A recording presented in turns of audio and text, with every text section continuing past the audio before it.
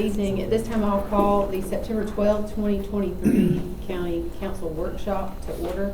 We have several items to cover tonight, so I'm going to jump right into it. I do want to, at the outset, address, and I think some folks have called me and have said, hey, it's a public up here, do we talk on this? This is a council education forum. This is the place where we listen to what I understand is going to be a presentation and help educate us, and we don't typically have public input here. Any of the things that are on this agenda, if they advance to any item that becomes public, there's always public hearings, but I wanted to make sure that everyone understood that at the outset before we get started.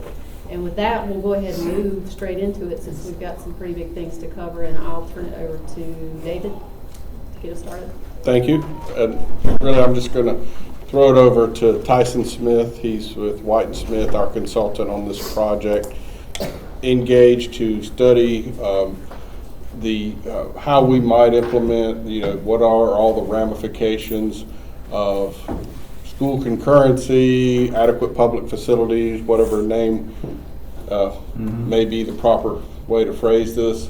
But we've spent a lot of time with staff over the last several months and trying to understand all the moving parts. So I'm just going to let you go into your presentation, and I guess we'll take questions at the end, or if that's okay. Yeah, okay. I'll just lay out everything and then go from there. But if there's something you need to stop and ask questions during, that's fine as well. Well, good to be with you all tonight. I may have seen some of you a few years ago when we were working on some other matters, maybe in 2017 time frame, and we talked a little bit at that time about adequate public facilities. Turn it on. So what we'll do tonight is go over how this tool works in other places, how it could work here in your county if it's something that the council decided it wanted to move forward with. As David alluded to, the first phase of this effort has been basically feasibility. Is this a tool that could even work here from a technical point of view, legal point of view, again, if the community wanted to move forward with it? So that's phase one, and tonight basically what we're doing is summing up our findings from that, and the decision will be before the council at some point of whether or not to move into a phase two and what that might look like. So when I talk to communities about what an adequate public facility ordinance is, I will frequently start with talking for a moment about what it's not. There tends to be a lot of confusion, or at least misnomers when it comes to APF, depending on what state you're in and what you've heard about them. So what an APF program is not, it's not an impact fee. And this will come up a few times tonight. Impact fees are one of several funding tools that counties and school districts have in South Carolina. When we talk about an adequate public facilities ordinance, we're really talking about timing of development, not the funding, the timing of school capacities to be put into place, not just the funding of it. It's also not a moratorium. So APF, concurrency, you'll hear it called, has been in place in places like Florida and Maryland and Washington State for decades. And in none of those states does APF or concurrency program lead to what we would call a moratorium. That is a legislative act of the council that stops development. That is not the goal of an APF program. Certainly wouldn't be the goal of one in your county. It doesn't necessarily mean there's be more bureaucracy or more process or the need to hire new staff members. We'll talk about some examples of school concurrency in South Carolina. And you'll see that there's sort of a spectrum along which they fall. Some are very, very simple and straightforward. Any staff member could handle these questions and bring that information forward to the Planning Commission. In some places they're a bit more complex. It is not a delegation of county authority to the school district. So the county would not be asking the school district whether or not a development should move forward. All the county is relying on the school district for is its expertise in whether or not there's school capacity there. And school board's function, it's analytical only. It remains largely at the staff level. There wouldn't be necessarily the need for the school board as a political body to become engaged in the APF day-to-day by any means. And I think you'll see sort of where I'm coming at as we go through this. It may in fact not be that different from what you have now. This is from the current code related to the criteria that apply to a preliminary plat approval. And you'll see here that at least two of the criteria relate to the adequacy of public facilities. The first one, and several others of them do, but the first one is water and sewer. Is water and sewer available? That's a criteria for deciding whether or not to approve a plat. Number 4 there is the adequacy of the transportation network. And the county, like many jurisdictions, evaluates that through what we call a traffic impact analysis. But it's really no different. It's an adequacy test that occurs at the time of the plat. So what is APF then? Well, it is really coordination by the county with the school district staff before new development is approved. It's a mechanism that allows the Planning Commission to have reliable, clear, and transparent data for its decision making. So it formalizes what many communities do informally. More on that in a moment. And as I said, we want to increase transparency and predictability for everyone. So if the tracking of capacity of school or any other facility that you're applying in an APFO is available to the community, people can see the charts, they can see the spreadsheets and know sort of what's available, what's not available, and when it will be available if it's not available today. Moving forward, what we mean by an APFO, I want to identify some of the common elements to an APFO. The first is identifying that need. Is there a need there? Is there a problem with capacity or a challenge when it comes to capacity? And then identifying the sources of that demand and what the thresholds of that demand are. And we'll talk a bit more about the threshold question here in a moment. But first we identify that. Is there a drive, a need for the facility that's being driven, and then where does that come from? Just quickly here, this is from your, on the left is your your comp plan update, or your comp plan in 2016, which at the time projected 273,000 people in your county in 2020. When you updated your plan this year, this is probably from about last year's data, in actuality you had about 10,000 more than that when 2020 finally rolled around. So clearly growth is occurring, and that growth of course is going to involve the creation of school kids. And in your comp plan update, you actually identified as a goal coordinating and supporting the school districts as they prepare to accommodate school population changes. The county's goal to grow in an intentional and fiscally responsible manner. Coordinate with school districts on development, including rezonings and subdivisions, to aid in their long-term planning efforts. So the idea with school concurrency or library or parks or any other type of concurrency is to work closely with the service provider. So not only does the county have a sense of how much capacity is there, how much capacity is coming online, but that service provider knows how much demand is coming online as it coordinates with the agency that approves development. So the context that creates this challenge is that the county has the land use authority, the school district has the authority to operate and the responsibility to operate and fund schools. But when the county makes its decisions about land use, whether it's a site plan approval, subdivision, etc., those decisions impact capacity on these facilities and therefore the quality of life. And that's why we end up in these discussions. So there's nothing about an APF program that would change this dynamic here. The way we usually hear, we use a lot of jargon tonight, but what we usually hear is, should we be approving new development when we can't handle the development we have? Or, you'll hear it put that way by a person in the community. The challenge, and of course that's an inherently logical sort of way to look at planning, the challenge of course is the complexity of putting schools on the ground. And I've just drawn this chart over here. You can see what's written there. All these factors go into creating school capacity. We talk about funding all the time, and then the housing demand that creates the need for the capacity, but you also have to have land availability and land in the right place. And then there are districts, as you all know. We've got 4 of them here in York County, and then there are attendance zones in those. And then they're private, and then there's charter, and then there's the economy that drives the whole thing. So all these factors, play in. So yes, the idea is to line up capacity as we approve new growth. The challenge is how to do that. So moving along, second point here, identifying the point in the development process that we would test for capacity. So at what point in the development process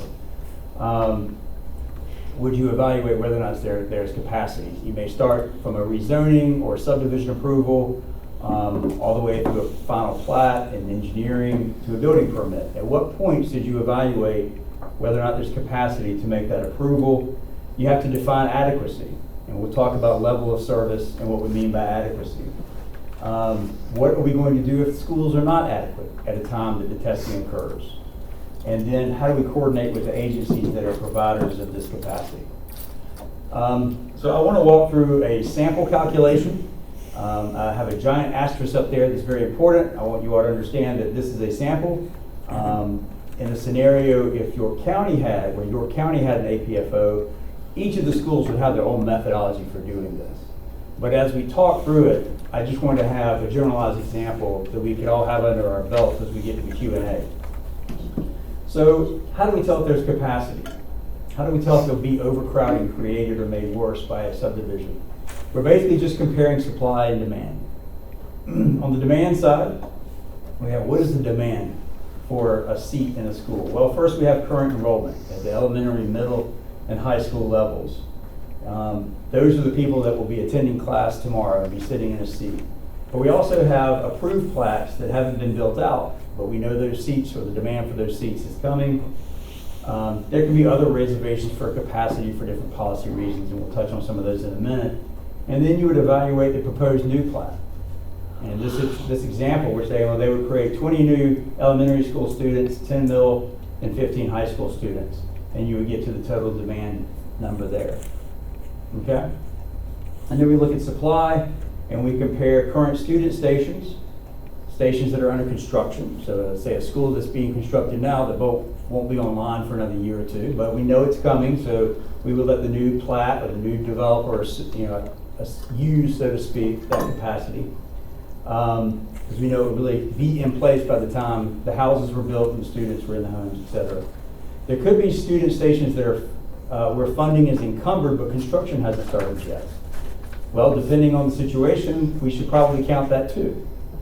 Because the money has been encumbered, the capacity is more likely than not to be put into place, and we would let them count that. But then there's also planned capacity that's not funded. And this might be capacity in a school that's in year, say, 7 or 8 in a CIP. We know we want to expand the middle school, but it's in year 8. We don't have the money for it yet, but we've coordinated with the school district and we know that's what we need.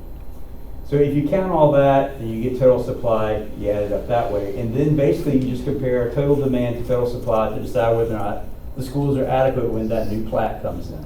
Okay? Now you might decide that, and most communities would, that planned but not funded capacity maybe shouldn't be counted because it's just too far out there and it's, we don't know. And if you did that, the numbers would change, and in this example, there'd be a failure at high school and elementary school. And we're going to talk about in a minute what the options are if that happens. Okay? And as I said, every jurisdiction, and in your case, every district, will have a different way of lining up these tables or these columns, but that's generally speaking how the calculation would work. And in fact, however, in your jurisdiction now, you're getting input from Fort Mill School Districts, for example, when a rezoning occurs. And they do all that calculating. Again, this wouldn't be on the county in an APFO situation. They do all that, give you feedback like they did here, and you can see their numbers down there. They calculate those numbers and tell you whether or not there's capacity. The only thing with the county is what the county always does, and it makes a decision about the land use application that's before it. And then finally, if you move forward with an APFO, there are administrative pieces that we need to think about. There'll be a CIP, a capital improvement plan to maintain, level of service to maintain, and identify the applicability. So would you require a minor subdivision to be tested for school capacity? Maybe not. That's only 6 units in York County. Maybe that just goes through and that would help smaller developers, et cetera. Are there any exemptions, things that don't have to be tested for capacity? The transferability of a reservation set aside, appeals, reporting, et cetera. More on that in a minute. Okay, if we look at the statutes in South Carolina, where do we see mention of adequate public facilities? Well, the first part's in the planning statutes. That is the statutes related to the comprehensive planning aspect of planning and zoning in South Carolina. So the Priority Investment Act was adopted in 2007, If you talk to the people who drafted this and advocated for it at the State House, they were basing this aspect of this requirement on Maryland's concurrency program. And I said 2007, and we remember what the economy was like at the time. People in South Carolina, like all over, were getting panicky about the amount of growth and the ability to accommodate it. So the legislature adopted the Priority Investment Act, which basically requires each local government at the planning level to think about their next 10 years of needs when it comes to capital infrastructure. And that's what's here. You can see they actually call out the requirement to coordinate with adjacent relative jurisdictions and agencies, including, as you can see there, highlighted school districts. So that's at the comp planning phase, and of course, York County is doing that and has been doing it for a number of years now. On the zoning side of the statutes, and zoning has to be in accordance with the comprehensive plan in South Carolina, we see this language. I won't read it all to you, but note the last bullet. The purpose of zoning is to facilitate the adequate provision or availability of public facilities, and it lists some of those examples, including schools here. So that would be the purpose of the zoning code.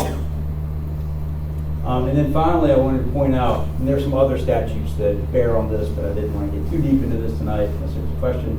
But at any rate, the Development Agreement Act. I think this was passed maybe 25 years ago.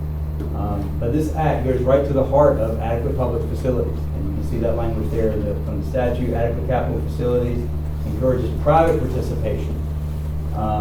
It allows orderly planning and equitable allocation of the cost of public services. So you can see that provision here for negotiation, et cetera. So I know there's experience in York County of entering into development agreements as well.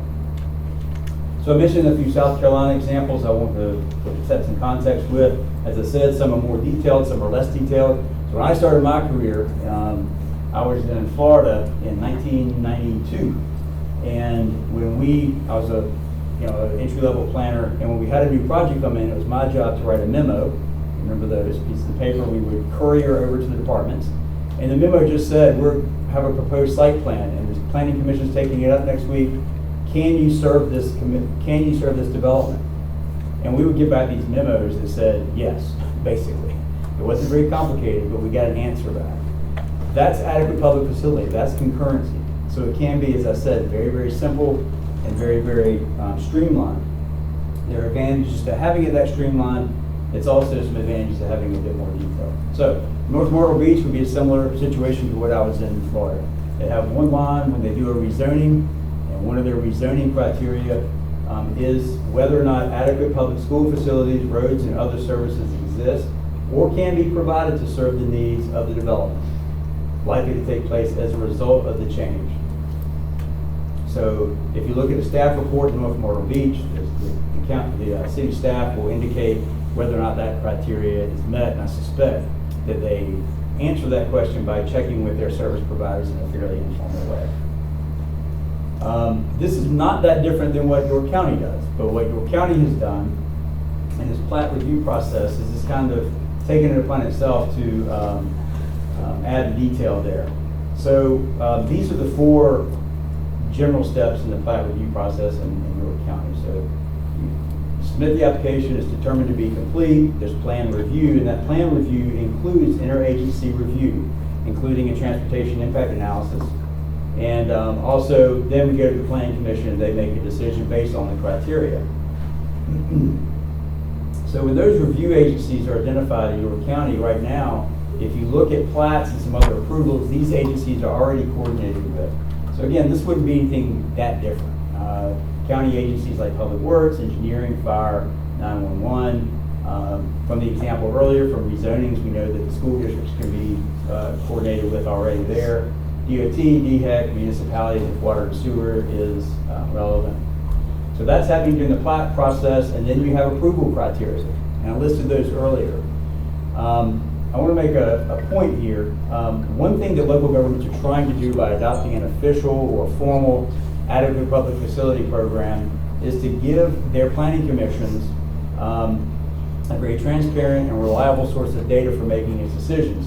So if someone stands up at the meeting and says, I don't think our schools can handle this growth, you got planning commissioners thinking, I'd like to see a spreadsheet. Okay, I believe you, perhaps, but it's not very reliable. Or they themselves may think, I think I heard such and such school was overcrowded and now we're being asked to do a subdivision approval in that district. That's not enough, and that's why you have these 7 criteria. So the question is whether or not you would be adding schools to these criteria as you have at the top there, with water and sewer and transportation there, number 4. Berkeley County would be at the other end of the spectrum. This is a much more complex system. They have 4 or 5 steps in their process that I won't get into the details of now, but I'm happy to during Q&A if we would like.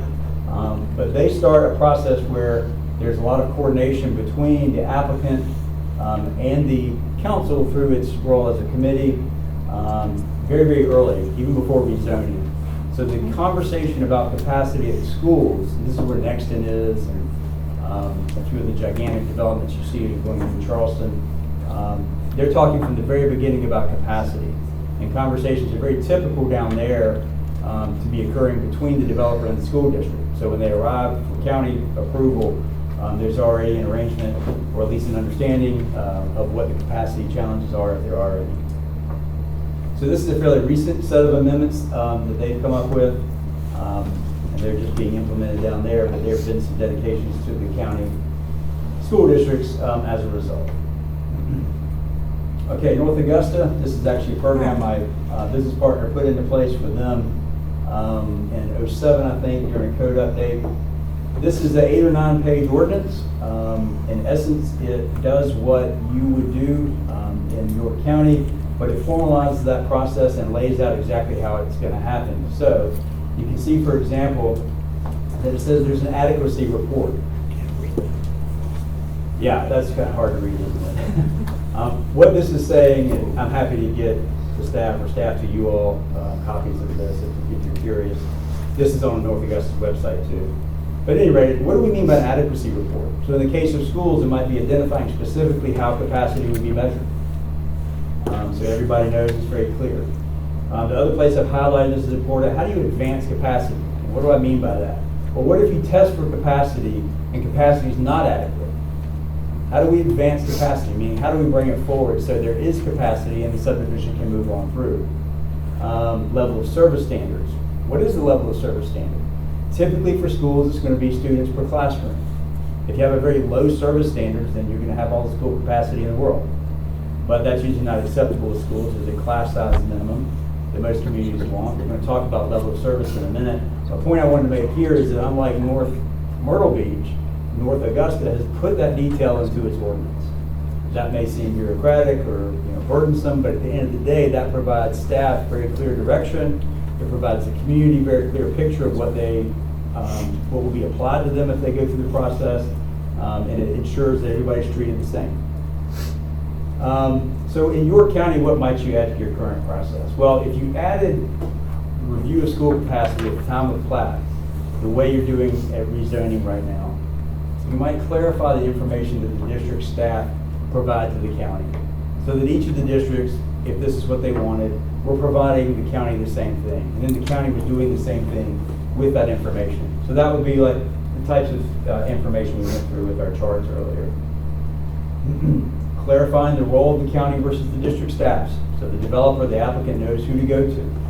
And there's a level of comfort with the school board and with the council here of what their staffs are doing and what their staff's not being asked to do. So everybody's staying in their lanes and putting that on paper on how, in terms of how that would work. We can clarify that process. When will we test? We've been talking generally about preliminary plat. How would we handle mitigation opportunities if there were not to be sufficient capacity? What would be the duration of a capacity set aside? So right now there's a limit on how long, for example, a traffic impact analysis lasts based on how long it takes to move through the development process after it's approved by the planning commission. We would do the same thing here. So if someone got a set aside, so to speak, for school capacity for their development, but then didn't act on it for a reasonable period of time, we want that to free back up for the next property owner or developer to avail themselves of. And then trying to maybe clarify the expectations of property owners and applicants. What is the level of service we're applying? You don't want, as an applicant or as a developer, to feel like this is a mysterious decision being made in a black box. Here's how we make that decision. It's very transparent. Here's the calculation, etc. So let me move on to a couple other things here. So, as I said earlier, It could be, if you went forward with adequate public facilities, as simple as adding school district to that first criteria. We're going to look at water and sewer capacity. We're also going to look at quote-unquote school capacity, okay? You have now a guideline outside of the ordinance, so administrative guidelines for doing the traffic impact analysis, something that we're all very used to. It could be as simple as creating a guideline for school impact analysis. And that would be similar to what we've talked about here with that calculation methodology, et cetera. The other alternative would be doing something more like North Augusta, where we fill out the ordinance in a bit more detail, but somewhere where it's creating a bit more guidance to the community and a little bit more transparency. I'm going to wrap up in about 10 minutes. I wanted to go through about 6, I've called them implementation dynamics. They're really like frequently asked questions. So these are things that frequently come up when we look at APF, particularly in light of impact fees. So I wanted to go through some of these specifically before we go into discussion. So the first question you might hear is, will testing for capacity stop development in York County? The answer is no. We would draft it so that it doesn't. It would be very important. It would include protections so that public and private investment work together to advance capacity over time. Might it result in a private side developer mitigating an impact that would be mitigated by public funding, or where public funding isn't sufficient or isn't sufficient today to provide the capacity they need? It may. And that's really a good way to look at adequate public facilities. It's really marrying up the public and the private side to be able to have a framework within which to work to get capacity on the ground so that development can move forward. I've noted here that impact fees probably haven't stopped growth in York County. That might have been something that was heard when impact fees were considered.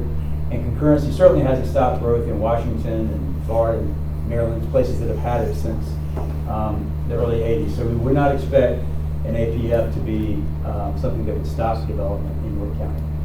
But what happens if capacity is not available or it's not adequate when a plat application would be submitted?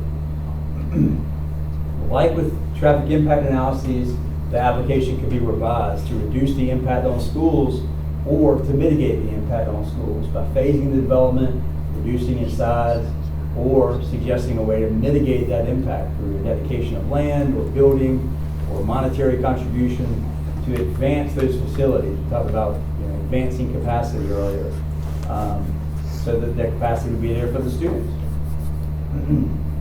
But on the public side, the public could also shift its CIP priorities so that that capacity is moved up, so to speak, and is available. That could look like this. If we go back to our chart, and these two are just the supply side. The one on the top is the one that we looked at earlier, where if we took out planned but not funded capacity in that column that's blacked out at the top, and there was failure at the top and the bottom. Well, what if that capacity became funded? We moved it into the column to the left, and that would create capacity. So that's an example of how the school district working with the county could advance capacity on the public side to free up the ability to approve more developments before there be any failure in terms of adequacy. But again, same asterisk here. These are things that are all up to the school district. These would not be things we would anticipate, even if York County moved forward with an APFO, that it would prescribe to the school districts. That's their job. Okay, we've mentioned level of service a few times. What do we mean by that? On the quantity side of this, we're trying to define what it means to have capacity available and for that to be adequate. Impact fees, you may remember talking about building and land area square footage per student. That's one way to measure a level of service. As I said, it's more common to talk about students per classroom. So if you take 50 students a classroom, then it's easy to have enough school capacity, but that's not an acceptable standard in most communities. 5 students a classroom also might be a little luxurious, so we probably go to the 18 to 23 or whatever makes sense in a particular school district. There's also the nature of that capacity. So one school district may be very comfortable having mobile units and using those to facilitate classroom capacity. Another district may not. It may stop enrollment if there's no permanent buildings. That's up to the school district. But these would be things, again, that we would put down on paper and make very transparent to the development community as a whole. We touched on this earlier. Is it different than impact fees? It is. Impact fees are really a funding source. APF addresses, I hope you can see now, how the pace of growth over time. We're just trying to align that with the availability of capacity. But what happens if a project comes forward and there's not enough school capacity for it to be approved, but that project will pay impact fees later? That's a good question. Can a project move forward? Well, perhaps. That's something we would kind of grapple with once you got into the development of a program. First, though, it's important to understand that no applicant would be required to pay more than their proportionate share. Okay? So if an applicant or a piece of property is going to pay impact fees later, if those impact fees cover, say, 50% of their impact, they're not going to be required to pay or mitigate more than 50% of their impact on the front end through mitigation and APF. It somehow gets balanced out. But impact fee collections may affect adequacy determinations, because it may be that a district with impact fees has a bit more flexibility or ability to keep capacity available. And then finally, I don't know if this point's on the right slide or not, but I did want to make sure we touched on it. Keeping a feasible, financially feasible, and very clear, transparent capital improvement program is important. It shows the community that, hey, if we can't provide school capacity to you immediately or right when you want it, you're at least being shown that we're doing all we can. And that's why it's important to have that capital improvement program. And I think if you're going to adopt APF, that it shows a way for the public sector to participate so that growth can keep aligned with the ability to provide capacity. So, final thought, I thought it may seem to you all like, well, if we move ahead, this sounds kind of complicated. There are things we need to cope with. That might be true, but these are all things that we've done in other areas, and they're all common to APF programs. And you can rest assured that they're all overcomable, deal withable. So if there are any of these things that are coming to mind as you think about this tonight, we can come back and talk about it as well. That's right, school choice, attendance centers, etc. There's more technical. The role of the cities, maybe I will touch on, because I can expect that to come up. So you have 4 school districts, complicating things even further if you've got municipalities that impact those school districts. Whether or not the cities have an APF doesn't impact whether or not the county can have an APF or would benefit from an APF. Those impacts on the school district coming from the cities would be calculated into the calculations when school capacity was tested for. But school capacity is school capacity when that memo comes from the school district, regardless of whether it's being created by the unincorporated areas or the incorporated areas. I do have a question on that. Yes. That last point. So Sure. are you saying that the county could enact an ADPFO that would apply to stop development in the incorporated areas? Oh, no. Okay, No. so we can only control what's in Correct. the unincorporated areas. Yeah, I've got a couple questions. So in regards to this, when you started it off, you spoke about this is not an impact fee. Okay. Okay. So explain to me though, if it's not an impact fee, how then I can understand when you're looking at a school and whether they can receive the impact of this development, right? And Fort Mill School District does submit how it would impact, Right. Currently. And Fort Mill School District currently has an impact fee for new buildings that come in. So how would you structure a fee on a development based on where would that money, first of all, go? Would it go towards capital expenditure or operating expenditures for the school district, A? Okay. And if it does go to operating expenditures, how does that impact Act 380A? Because Act 380A clearly states, residents can't pay operating, it has to come through a 1-cent tax. The other piece of this is that who sets and how do you set the level of the fee based on a general impact of one development as opposed to if 5 developments were coming in at the same time? Okay. So to answer your second question, Yeah. everything we're talking about is for capital expenditures. Okay. Okay. Now, you said, how could a fee? Do you mean something associated with what we're talking about here? So when you say the developer wants to come and put in 100 homes. Okay. Okay, and if you're basing that on 0.8 students per household, okay, I'm just running it as a number, okay? So you're saying this development's got 80 students that's gonna impact this, Right. okay? How are you determining, is that gonna be an upfront fee that the developer is going to pay before they even start developing these homes? Or is this going to be, again, similar to an impact fee that when a home is built, there's going to be an allocated cost per home that they would, and will it be a one-time fee? Okay. Let me answer it this way. There's nothing associated with an APF that would be a fee in terms of the legal sense of a fee. Okay. There won't be a fee schedule like you have with impact fees. But what happens is a developer, what we see happen is a developer may say, I want this to move forward. I've got some extra land over here. How about if I dedicate this to the school board? And they can put the next school there. I see in year 7, they want to build a middle school. How does that work out? And they can negotiate that with the school district to make, that may be one solution, a dedication of land. Now, when that happens, typically you see something like a development agreement where you then take that, the value of that land, and somehow assign a value to it that correlates with the amount of impact it mitigates.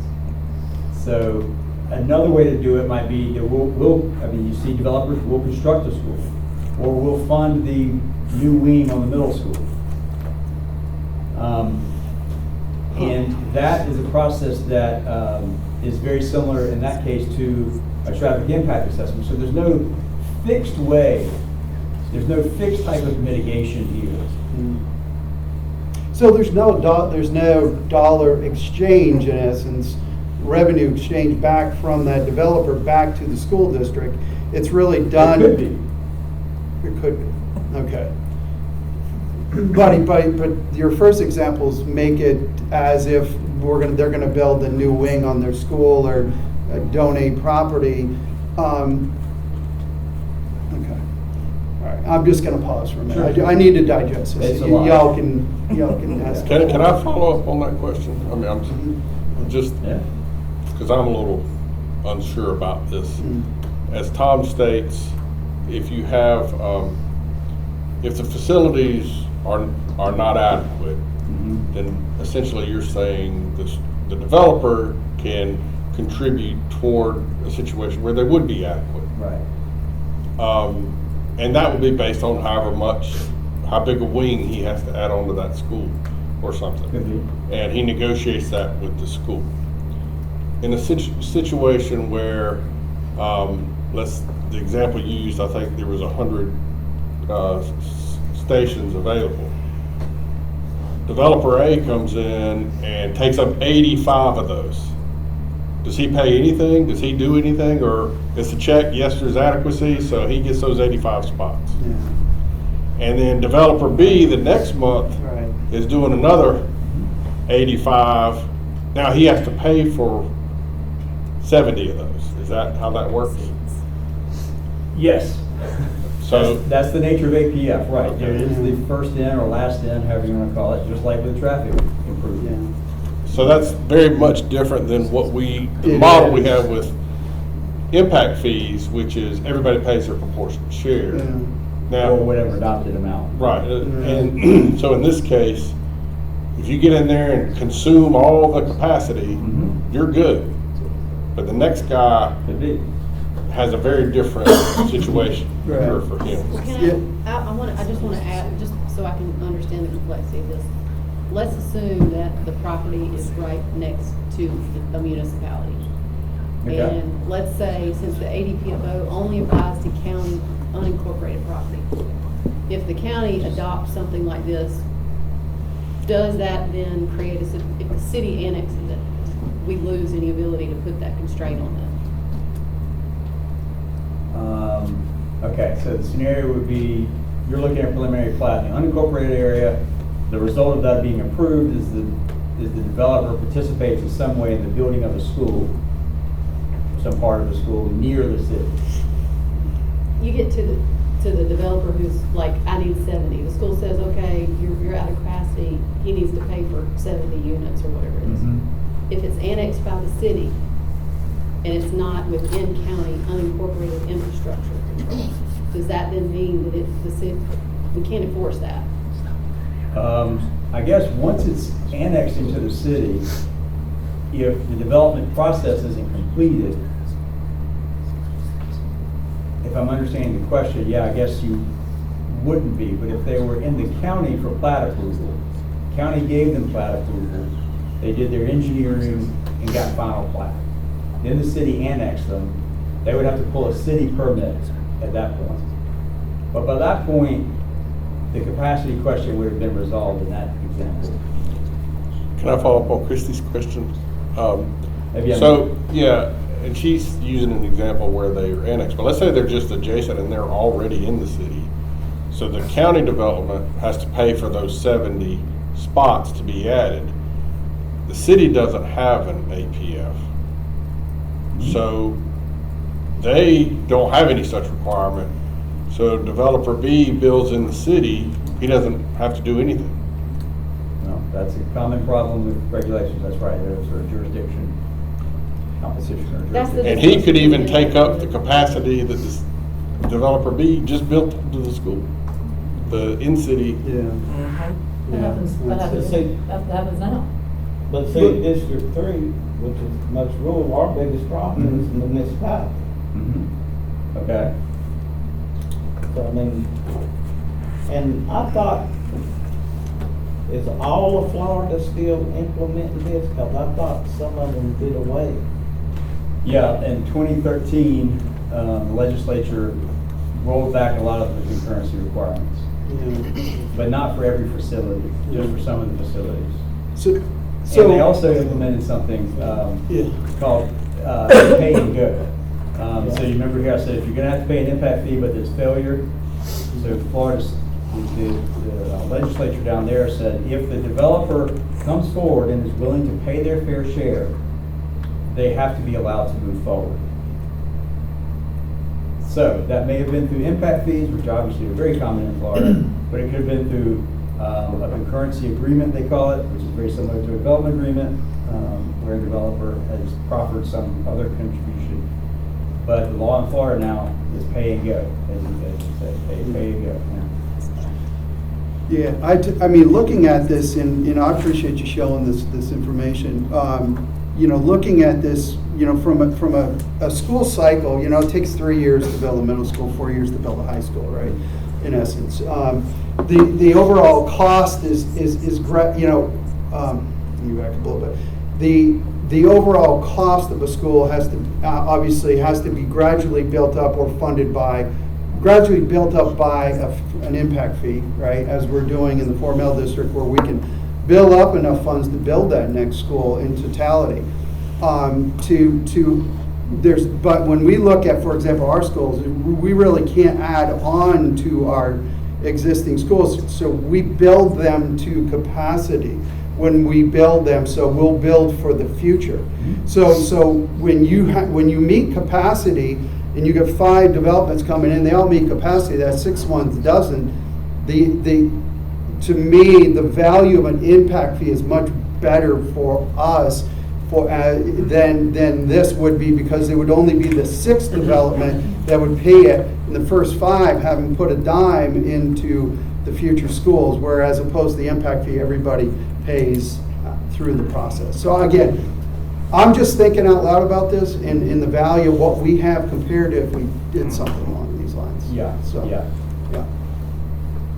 So Fort Mill District has Fort Mill is the one with the $18,000 very Yeah, full yeah, impact, yeah, they did the yeah. full fee. Yeah, so you've got a stronger stream of revenue, among others. Right. But that stream of revenue is paid by everyone and Yeah. is significant. Yeah, Yeah, it's a different Growth rates are situation. growth. Yeah, and then I think, so I think the question there is,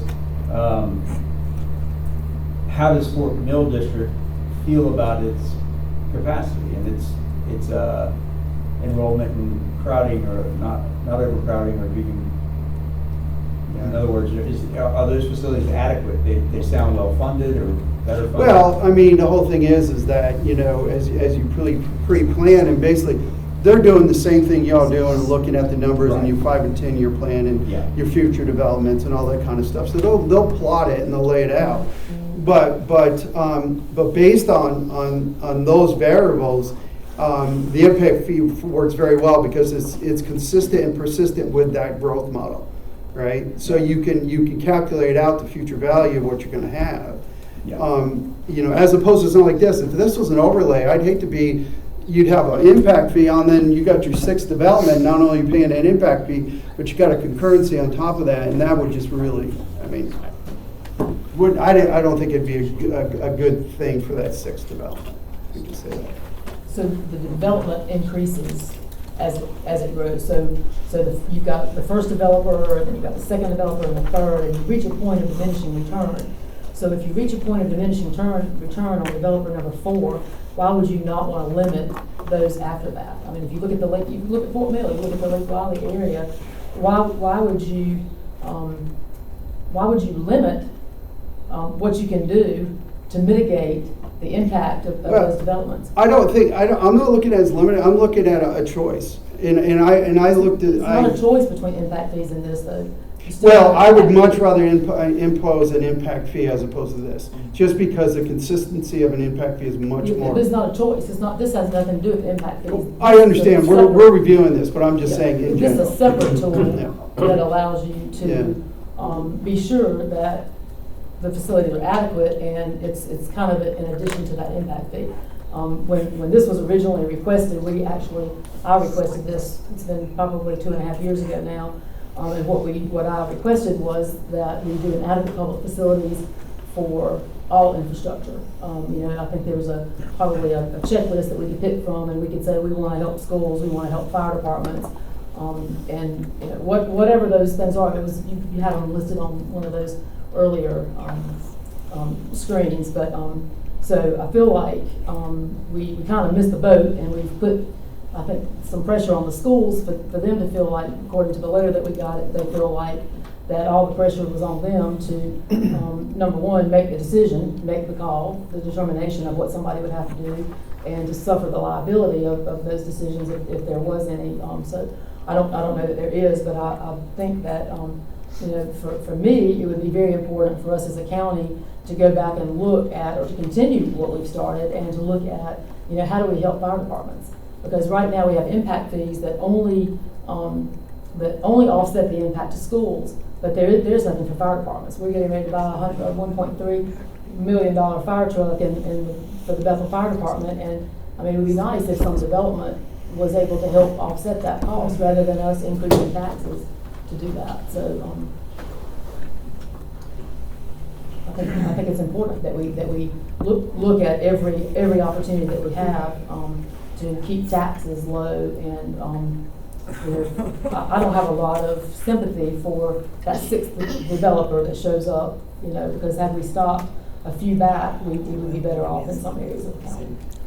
So, and that kind of raises the question of, with their out of capacity, if the answer is no, there is no capacity, and the developer says, well, I don't have the money, or I'm not funding it, I'll just wait until there is capacity. Does the school district have any obligation to create that capacity, or how does that, or could the school say, well, we're not building any more schools, so there won't be any more development? How does that work? Well, I've never seen that happen. I've just never seen that happen. And typically, the school districts, see as their responsibility to keep. So that they just capital wait it program. out, the developer just waits until the, It could, but I usually this thing sorts itself out. There's some. So when we put together these programs, there's usually some flexibility in there. So, for example, let's say that the developer took the option of, I don't want to provide, I can't or don't want to contribute any to this. There could be a deferral of that approval that says it will be put on hold for X period of time, not forever. And, you know, but at some point, that gives us at least a chance on the public side to catch up.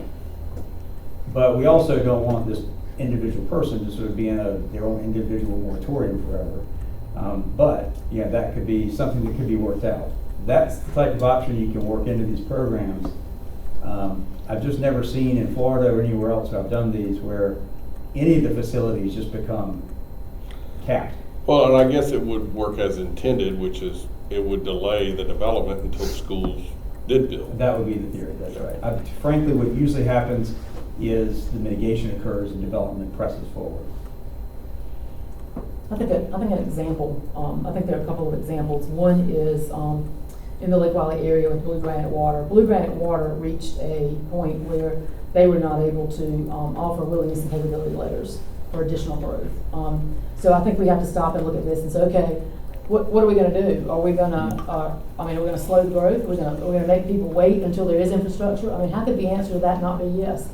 So the county required them to make a connection to Mecklenburg County to be able to increase that capacity. So I think that's a great example of,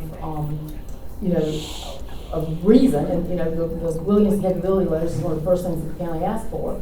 But there are other things that are just important as whether they can supply that water. And so we had periods of time, we had days in some cases where the businesses and the residents along Highway 49, they had no water. I mean, restaurants were closed.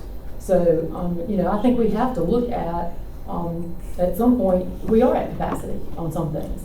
And if we've got apartments coming in and they're building 3 or 4 story apartments, maybe some areas don't have a fire truck that's able to reach that. And do the people want to pay that? You want that to come? You want that to be on your tax bill, or do you want that person that's looking to put apartments in to fund that or partially fund that? So I feel pretty strongly about the need to look at this and how it helps us not just with schools, but also with the other infrastructure. And I mean, some of y'all are in areas that infrastructure is not at a breaking point, but I mean, Fort Mill is kind of past the storm. Lake Wylie is in the storm, and we're going to get 10 years down the road, and some other districts are going to be having the same problems. So we are a little late on Fort Mill. You don't have a place to put all of those additional developers and things that you might want. One of the things I think you mentioned that was very important was, that the county could decide, hey, if it's a small subdivision, maybe they don't even have to go through the process for adequate public facilities. But some of those larger developments and tract developments, why would we not want them? I just don't understand why we wouldn't want them to pay their way. That's my question, and I just don't know.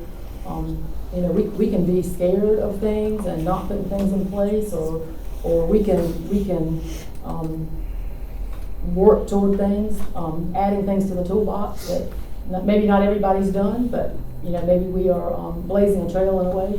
Looks like there's some ahead of us, and some have worked and some have been changed, and but I just can't imagine why we would not want to put that ball in the developer's court.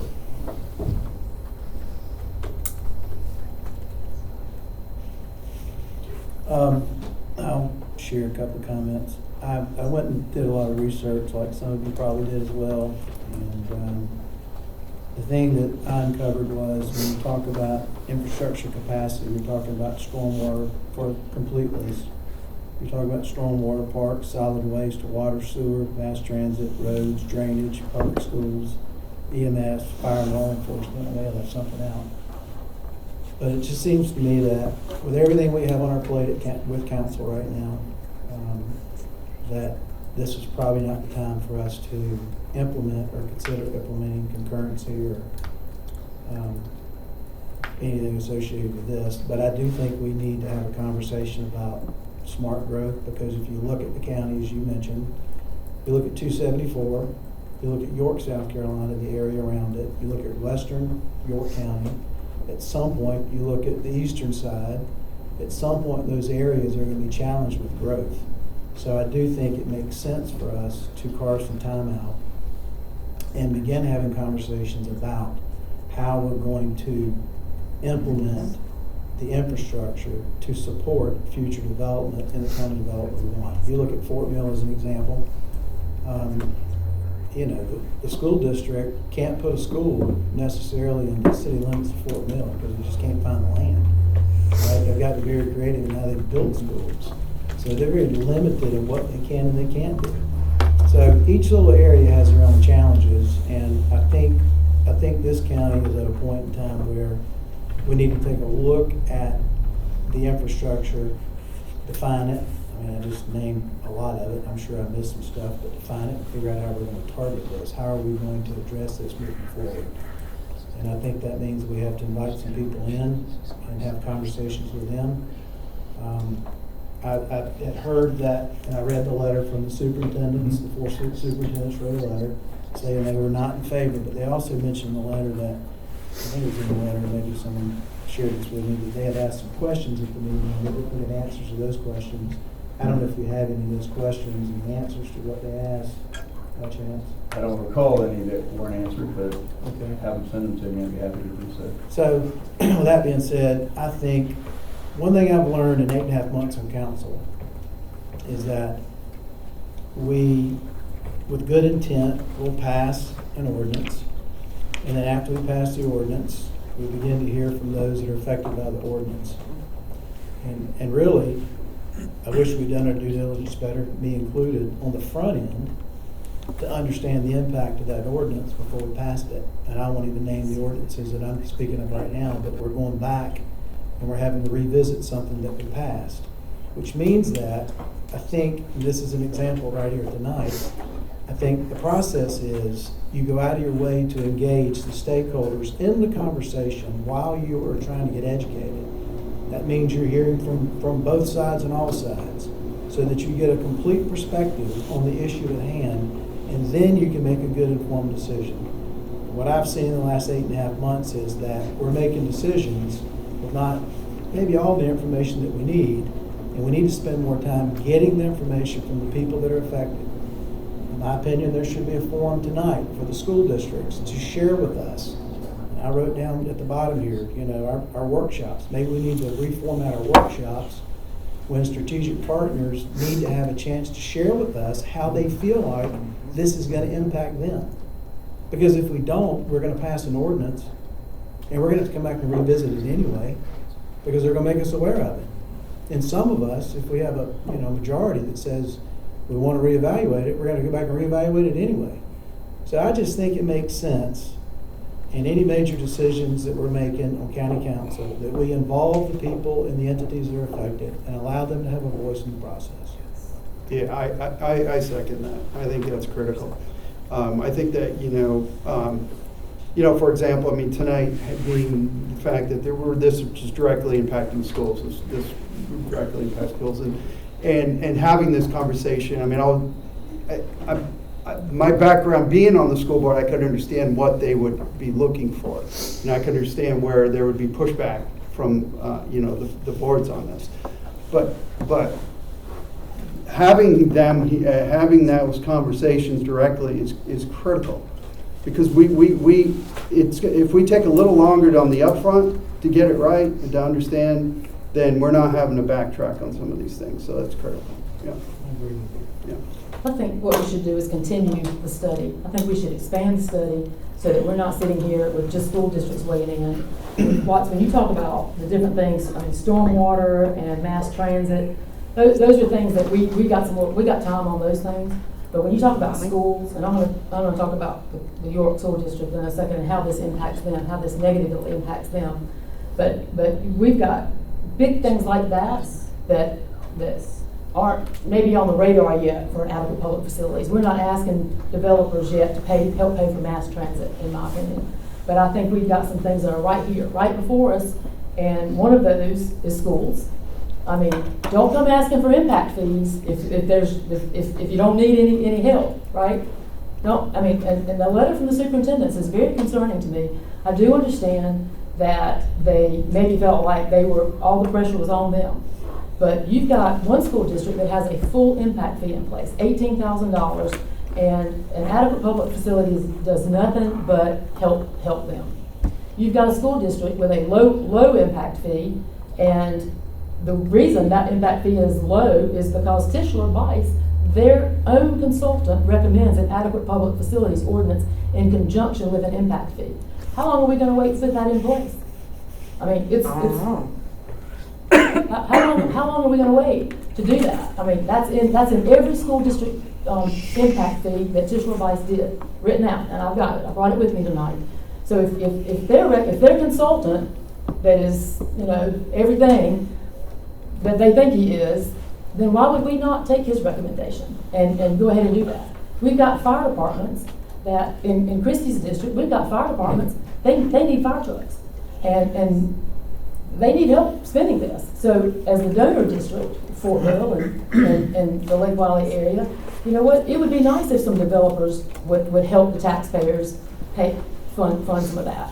So I think we should expand my recommendation is that we expand this study and come back in a few months and look at bringing the fire departments. The one thing that you said, Christy, when we held these meetings was, let's keep the schools in the loop. Let's be sure that the superintendent's here and know everything. Well, there are people that are not here tonight. There are people who, the Clover School District and the York School District, they all spoke on behalf of local builders. Local builders are in favor of an adequate public facilities ordinance.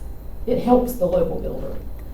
Number 2 on their letter says that, hey, we don't want to be responsible. We don't want to be liable. Well, you're not. You've heard tonight that you're not. And number 3, it impacts future bond referendums. Well, does it, or does it help reduce the cost needed in a future bond referendum? Does it reduce that ask? And I believe it does. Well, let's go back and talk about the York School District for just a second. The York School District has a 0 impact fee. They got a 0 impact fee. Okay? So all the developments that are coming, and maybe there are not any right now proposed in the county, but they're gonna be, and soon. You got one. You got one coming. And so how nice would it be to be able to help that school district, let that school district weigh in if they, I know their capacity is kind of full, the fullness is kind of out a little ways, and which is probably why they didn't get an impact fee.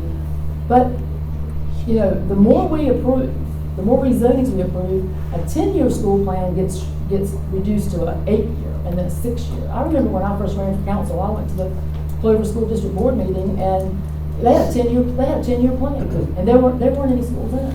And all of a sudden, now we're in a crunch because county council approved probably more rezonings than we should have approved. But had the letters that the school district sent in every time there was a rezoning and said, hey, this does impact us, if those letters had carried any weight, we maybe wouldn't have the full classrooms that we have now. And maybe we would have the same number of students, but it would have happened a little bit more over time. It would have been a little bit better planned, and everybody would have known exactly what was coming. They throw out some numbers now that are very inaccurate. And I mean, I think it would be awesome if everybody knew, if the schools, the cities, towns, and council, everybody knew exactly what's coming. We don't work together. Everybody's working as a separate little entity. So, you know what, maybe the city of York and the town of Clover would say, hey, you know what, we do need to look at this as a whole, and maybe they would reduce what they're doing if there was a big picture somewhere. But there's not a big picture anywhere. So, I mean, in my opinion, mass transit, stormwater, we have to put things in place for stormwater, but those things can wait. But the things that can't wait are the people that aren't in this room tonight. The fire departments, we got letters from fire departments today. We got comments from the builders, the Home Builders Association today. It's not all about schools. This is about the conglomerate. It's about everything that we do. And until we are all looking at the big picture and working together to do the right thing, we're ignoring future quality of life. We are negatively impacting future quality of life for all of our residents. People that grew up here, people that moved here in good faith, people that expect us everywhere we go. People say to me, I don't know if they say it to y'all, maybe not in some districts, but I mean, I know Tommy hears it. What are y'all gonna do about growth? What are you gonna do? They expect us to do something. And we can sit in a room like this and we can postpone it, and you know, Watts, most of your district is the city of Rock Hill, so you're in that donut that we can't really do a lot about. But what about the rest of us?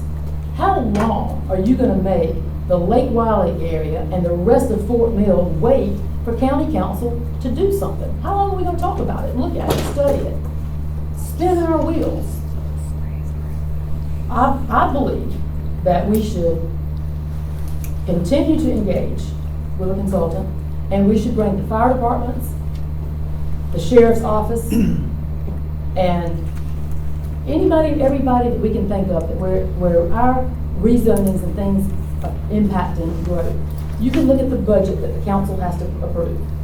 And if you don't remember this past one, you'll be looking at the future one. The sheriff's office needs more deputies. Right here is a plan to help the sheriff. But you know what? He's not here tonight. And he maybe doesn't even know we're looking at this. Fire departments, listen, fire departments, there's some fire departments that are struggling. But when they struggle, we struggle. Because we are funding those fire departments. EMS in Lake Wiley, the River Hills EMS, they just had to buy a new ambulance. You know what? What if one of those developers that has come in the last couple of years had helped them pay for that ambulance? And we can't increase your taxes to pay for that because they live off of strictly donations. So the best way to help them is to have adequate public facilities. I mean, the name says it all, and we don't have adequate public facilities at this point. We are right. Some of us are right at the line of diminishing return, and some of us are past it. And I think I told you when we started, I feel very strongly about this, and the reason I feel strongly about it is because we're in the eye of the storm in Lake Wiley, and it's calm right now. But it wasn't calm before, and it's not going to be calm going forward. We are in the eye of the storm. So I don't know if this can be done by district. I mean, if we need to blaze a trail in Lake Wiley, and I don't know, but you know, maybe District 5 and you know just District 6 and 4. Maybe they don't need it, but I would just ask that everybody look at the overall and see that the need is here. And we can wait 10 years to do it, but it'll be too late for some of us. I want to respond since you named me personally. So, personally, I do not think strategically, you can read between the lines, that this is the time to continue this discussion strategically. And the public will understand that, I guess, at some point in the future. But strategically, it's not a good time for us to do this, in my opinion. Is there a need for this? I laid that out a minute ago. I agree 100%. It included everything you just said and more. So I agree that we need to take a different approach to this.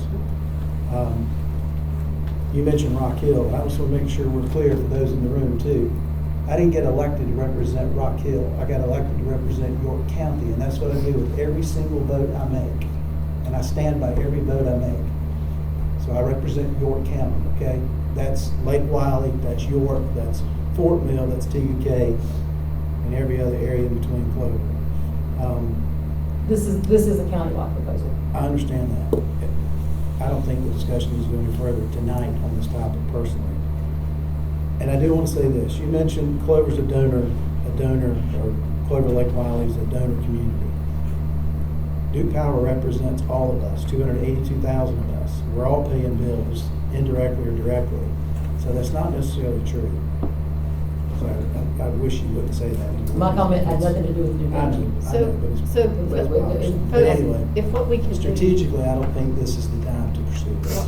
And we've heard, if there's any other questions, we're paying the consultant to be here today to answer some questions. And I realize that a lot of this is information that we're kind of taking a drink of the water out of a fire hydrant. So I would ask that you provide these PowerPoint, that you provide it to council. I know that one of our council members is not here. I don't know if anybody's heard him on what his position is, but I think it's important to have all the council here when we have a discussion like that. I still have a lot of questions.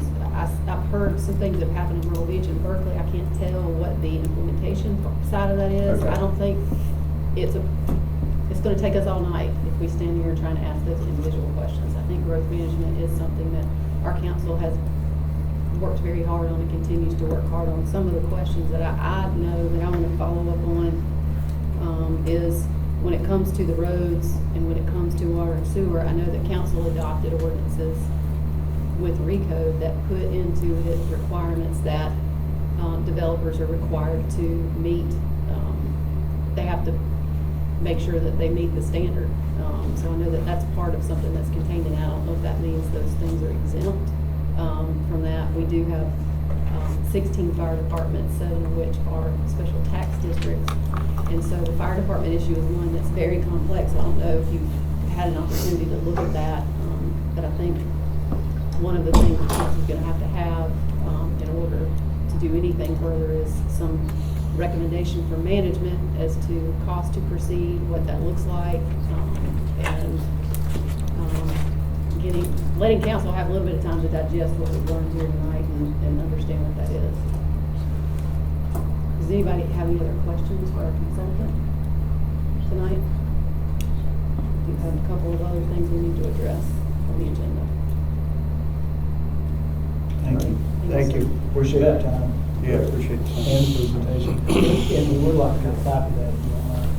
Yeah, great. All right, thanks for your time. All right, thank you very much. Next, we have discussion regarding proposed amendments to Chapter 152, Stormwater Management and Sediment Control Code related to protecting off-site surface water impoundments. You'll allow us a little bit to switch out the keys here.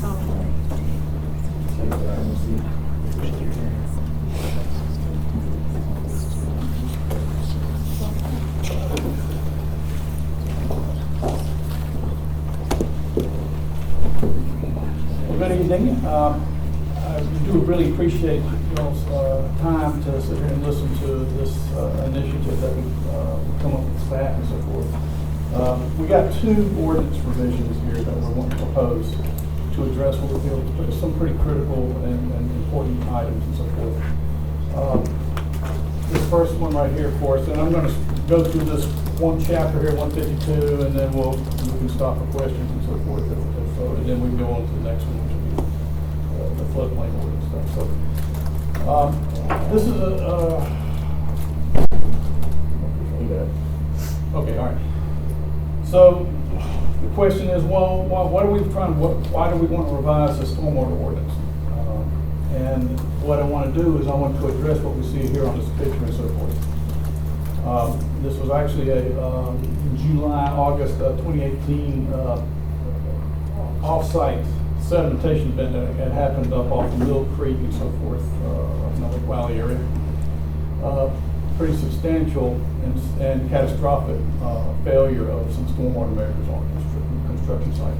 Now, try as we may, and as hard as we try to do, and enforcing and through plan review and through enforcing of our current regulations and so forth, the fact is, off-site sedimentation events are going to happen, and that's any number of reasons. Primarily, could be, of course, first off would be a failed or an improper designed control measure, such as a pond or something like that.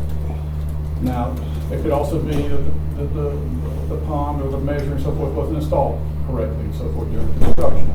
And then, of course, then there's a maintenance issue and so forth. So all of these things kind of play a factor in how effective stormwater measures can be. Now, this is what throws the real curveball to us, is Mother Nature doesn't play nice with us a lot of times.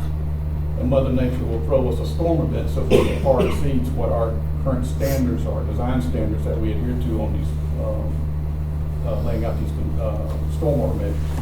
And this is what happens and so forth. So what I'd like to do is, since we're kind of reactive and so forth in our current applications of our ordinance and so forth, I'd like to have the ability, and we're asking council to consider this, is to, when a set of plans come in and so forth, and let's go ahead and move to that slide here. So when a set of plans come in and so forth, we want to add in some additional protections and evaluations of some of the ponds and lake coves that might be impacted by that construction, that land disturbance. And we would like to as a pre-construction phase to identify those ponds and those lake coves, and that's what we call impoundments, they're ponds and lake coves. We'd like to identify those, have the developer and engineer identify those to us and so forth. And then for those ponds and so forth that could be impacted, conduct a pre-construction hydrographic survey. Now, when we walk out on a site and so forth, or walking into the woods or walking onto someone's property and so forth, it's easy to see where sediment has been migrated to and deposited and so forth. Now, when you get into a water situation, below water and so forth, it's much more difficult to see that. And so this hydrographic survey is a way to establish a baseline for a third-party property, a property owner who's adjacent to a construction site, or to a farmer who's got his farm pond and so forth for his cattle and so forth. This is a way to establish that baseline and so forth before construction is approved to start and so forth. Now, this is a requirement. This pre-construction requirement is not what's under our current ordinance right now, and that's what we're asking for consideration of and so forth, is to be able to have this ability to require these pre-construction surveys for these ponds and lake coves.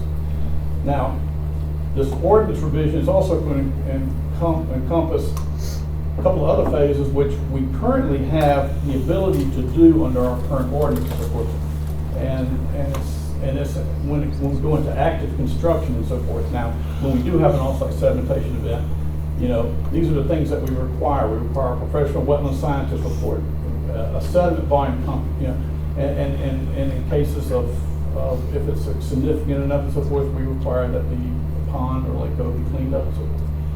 Now, this is kind of what's in our current regulation and so forth, and where we got that from. That current regulation, it comes straight from the state regs, the 72308. And this is the criteria that we follow. Now, we don't have, we don't have an actual precise or written down policy and so forth on it. This is kind of, we do this on a case-by-case basis when an off-site sedimentation event comes up and so forth. So we look at each site on a case-by-case basis, and we follow these list of criteria and so forth. So, well, what I'm asking for in this ordinance revision and so forth is to, once we get to the active construction phase and so forth, that we have some more stricter regulation and so forth in here that we have that are codified and so forth, so that we can expedite the cleanup and so forth. We can have clarity and the inspector knows exactly what needs to be done and so forth, and we move this thing along pretty quickly. The pre-construction evaluation survey, we're proposing that it'll be for where somebody wants to come in, their land disturbance and so forth, where it's going to be 2 acres and greater and so forth. This would be where this pre-construction survey of a pond or a lake cove would be applicable to. And it would be also for those ponds and lake coves that are within 1,500 feet downstream of that site. Now, these two numbers right here and so forth are not directed to us by the state or anything like that, not even recommended to us by the state or other agencies and so forth. This is kind of a compilation of looking at some of the other municipalities and counties and so forth. Like Mecklenburg County's got pretty stringent requirements and so forth. They go up to 2,500 feet downstream of a construction site. But the importance of 2 acres and so forth for me is that is the minimum that a stormwater plan, it has to be prepared by a professional engineer. It's also the minimum amount of land disturbance where the state requires that you have to address detention requirements. And so that means you've got to start looking at sediment traps and potentially sediment basins as the amount of land disturbance. So, and again, what we're seeing, some of the major issues that we're seeing and so forth, generally they happen because of sites that have basins and traps and so forth that fail, and those generally produce catastrophic events and so forth. So with those criteria there, we would like to have a hydrographic survey provide along with the civil construction plans, and that'll all be part of the plan approval process before we even issue the land disturbance permit. And so we'll have a baseline survey of what that pond or what that lake cove looks like right at the beginning. Now, we're going to have survey standard, technical standards for the survey requirements and so forth. We're going to put that into our stormwater management design manual, and we're going to include what the like the U.S. Army Corps of Engineers uses for their standards for doing hydrographic surveys and so forth, so that we're hopefully getting apples to apples and apples on future submittals and so forth when they come in. Now, one of the things I'd like to offer too is for course with the development community and so forth, is that to allow for the ability that if the developer trying to get access or trying to get the property owner who has that pond and so forth to get access on there to do the hydrographic survey. So if they don't respond within 30 days, or if that property owner makes it unreasonable for that developer to come on site, then we could say that, okay, then that pre-construction survey could be waived. Now, looking at the active construction evaluation part of it and so forth, and again, this is where we already have our ordinance and so forth, and of course the state regs allow us to have some, at least give us the requirements that we have to address cleanup and so forth of off-site sedimentation beds. What I'd like to do is to address that these, of course, this ordinance revision would be applicable to off-site sedimentation that comes from any non-compliance of a stormwater, of an approved storm plan, or unpermitted land surface activity. We have a lot of that stuff that goes on and so forth. And we'd like to establish deadlines and so forth through this ordinance and so forth that'll help kind of move this thing along. That's been one of our problems and so forth with past cases and so forth, is keeping these assessments and cleanups moving forward. So within the first 60 days of an off-site sedimentation event, we would have the wetlands scientist report, and then we would have the hydrographic survey, and of course the sediment volume computations. I just want to emphasize to Mark's point about the timing, because we have had situations when we've had off-site sedimentation into a cove. It sits there for a number of years. The developer drags their feet on evaluating it, and of course, you leave sediment over time, stuff's going to grow out of it. So once it has growth, the wetland specialist is going to say, well, that's established, so just leave it. So that's why timing is important. Now, to add some clarification and maybe some structure to our restoration requirements in our ordinance and so forth, we were going to put a limitation as, of course, sometimes if there's amount of sediment in a pond and so forth that happens to get into it, so forth, if it's very minimal and so forth, less than a half an inch or something along those lines, or maybe even less than an inch and so forth, it may not really be feasible to try to get in there and clean it up, because the rationale is from a wetlands perspective and so forth, you can cause more damage trying to recover it than you could, stuff like that. If it's a thin enough layer and so forth, it'll quickly acclimate to what Jonathan was saying and so forth. So we want to have a trigger to say, okay, this is the point where now we're going to require a cleanup of a cove or a pond. We want to have some pretty strict reporting requirements and we want these developers and so forth to demonstrate that they have fully complied with our county, state, and federal requirements.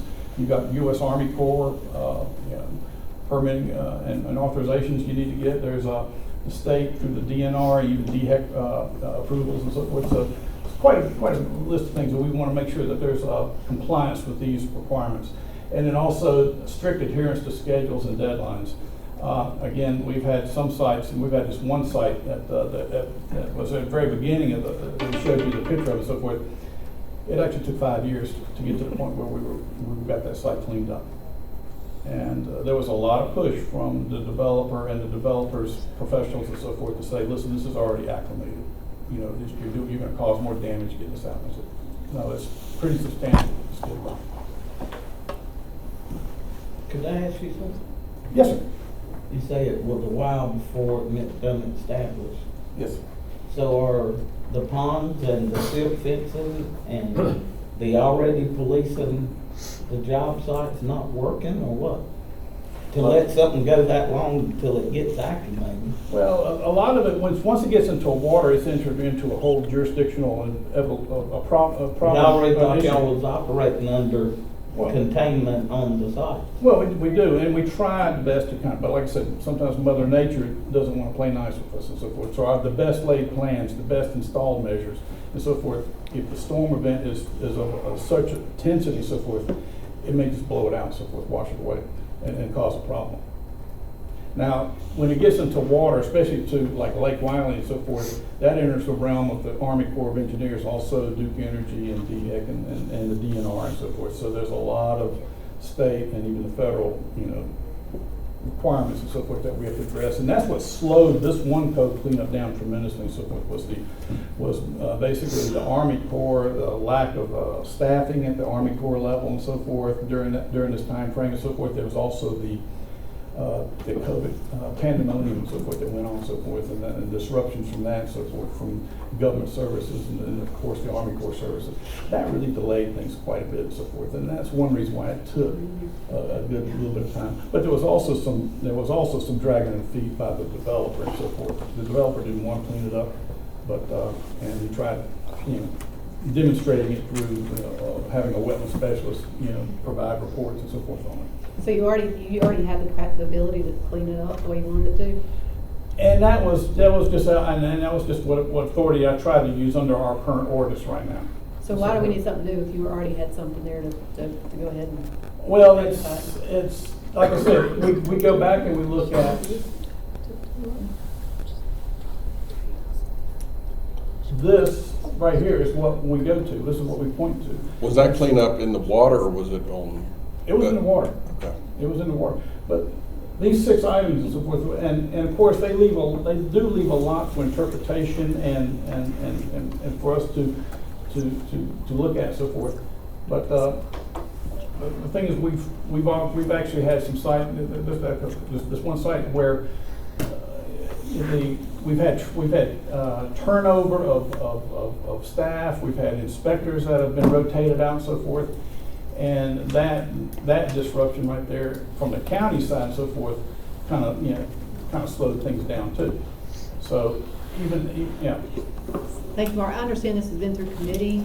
Was this staff initiated? This was staff initiated. Okay, Yes. this one and the second one Right. that we're going to talk about. Okay. Right. Does anybody have any questions? We are operating on an hour and a half. I just have one question, or two questions.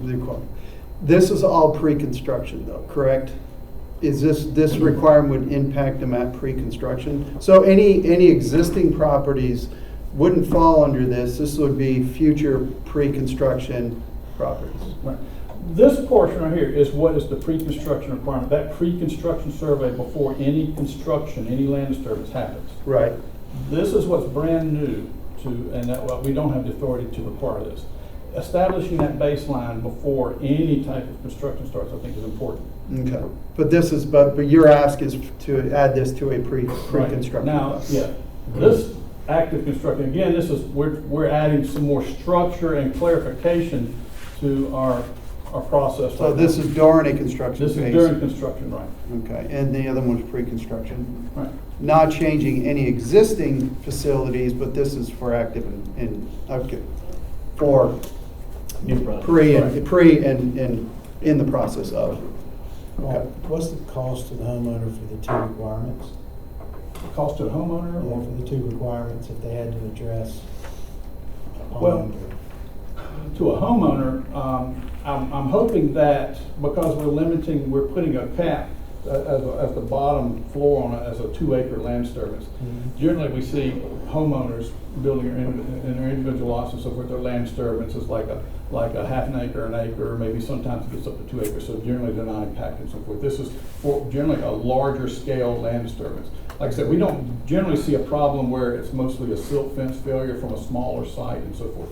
So the idea here was really not to burden a individual homeowner with the cost to do a pre-construction survey. Now, if someone wants to clear more land than that and so forth, then that generally can get us into the realm of causing more problems and so forth. Because again, you get in excess of 2 acres, 5 acres, now you're having to implement sediment traps, even basins, and those concentrations of sediment over time and so forth, if they fail and so forth, that's a catastrophic failure. So roughly, what's the cost for the survey and for the Well, engineering? the cost could be a couple $1,000 or so for a survey and so forth, yes. And what about the engineer? The engineer's time would be probably equivalent, or if not, $3,000 to $5,000, maybe just under 10. It depends on what size of it is, I mean, a huge major subdivision, so forth, might have multiple ponds, multiple coves and so forth. And so that could be an add-on and so forth. So just so I understand, like, I called you about something on Lake Wiley, in my district. The one, I'm not gonna say where it is, but it's in my district, you probably know what I'm talking about. Does it fall into this? It could.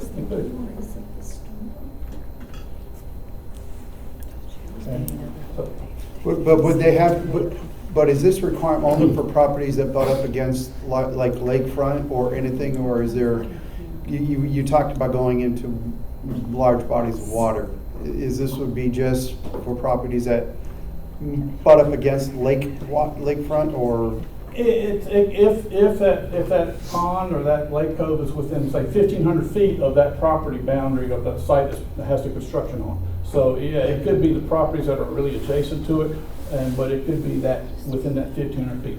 Again, that's a number that, we've said, I've looked at least 4 cases that we've had in the past and so forth, and generally we've seen, I think the extreme was around 1,400 feet, 1,100, 1,400 feet away and so forth, where we had a pond that was impacted. When you say pond or body, like pond or lake? Yeah, like there's a little homeowner's farm pond and so forth that got impacted. But still, I mean, you ain't gonna do nothing about that for God. But if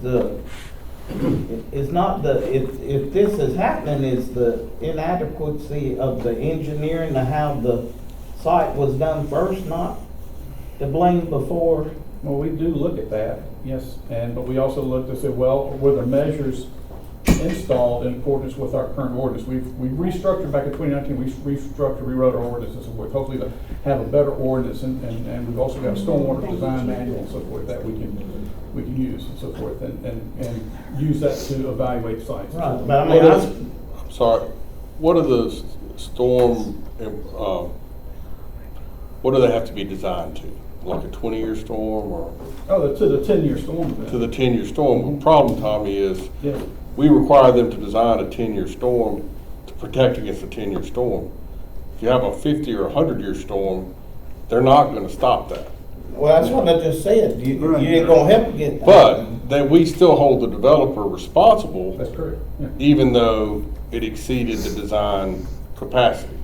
They're still responsible for whatever they put into the body of water. So that's why, even if everything's perfect, it's still likely, it's possible that it would exceed the capacity of what it's designed to do.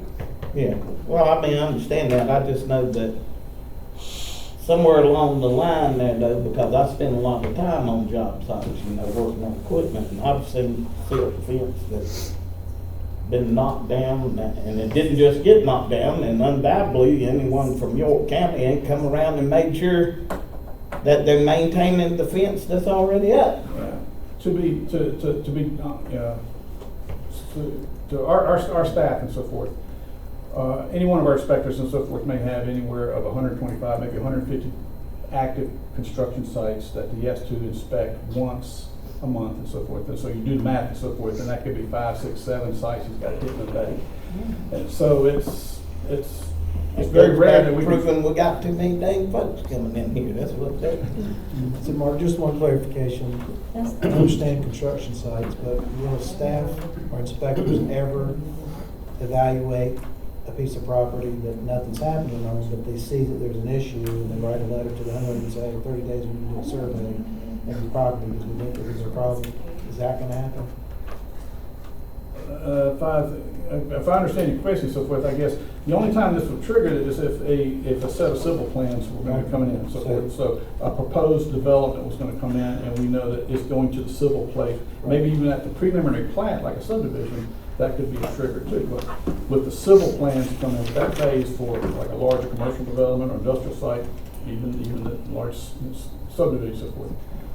That's definitely So that. take the subdivision and there's neighboring properties and the inspector sees a neighboring property that's got an issue unrelated to that development. we're not gonna go bother them with this, are we? No, if it's not related, if it's not an opportunity for runoff to leave it and impact their property, if it's not possible for it to get to it. Now, what we're gonna do is we're gonna require the developer's engineer to identify to us, those impoundments, those ponds and lake floats and so forth, and then we'll review that. Okay, thank you. I thought all that was already being done. Thank you. Mark, can we go ahead and move on to the next one? Sure, sure.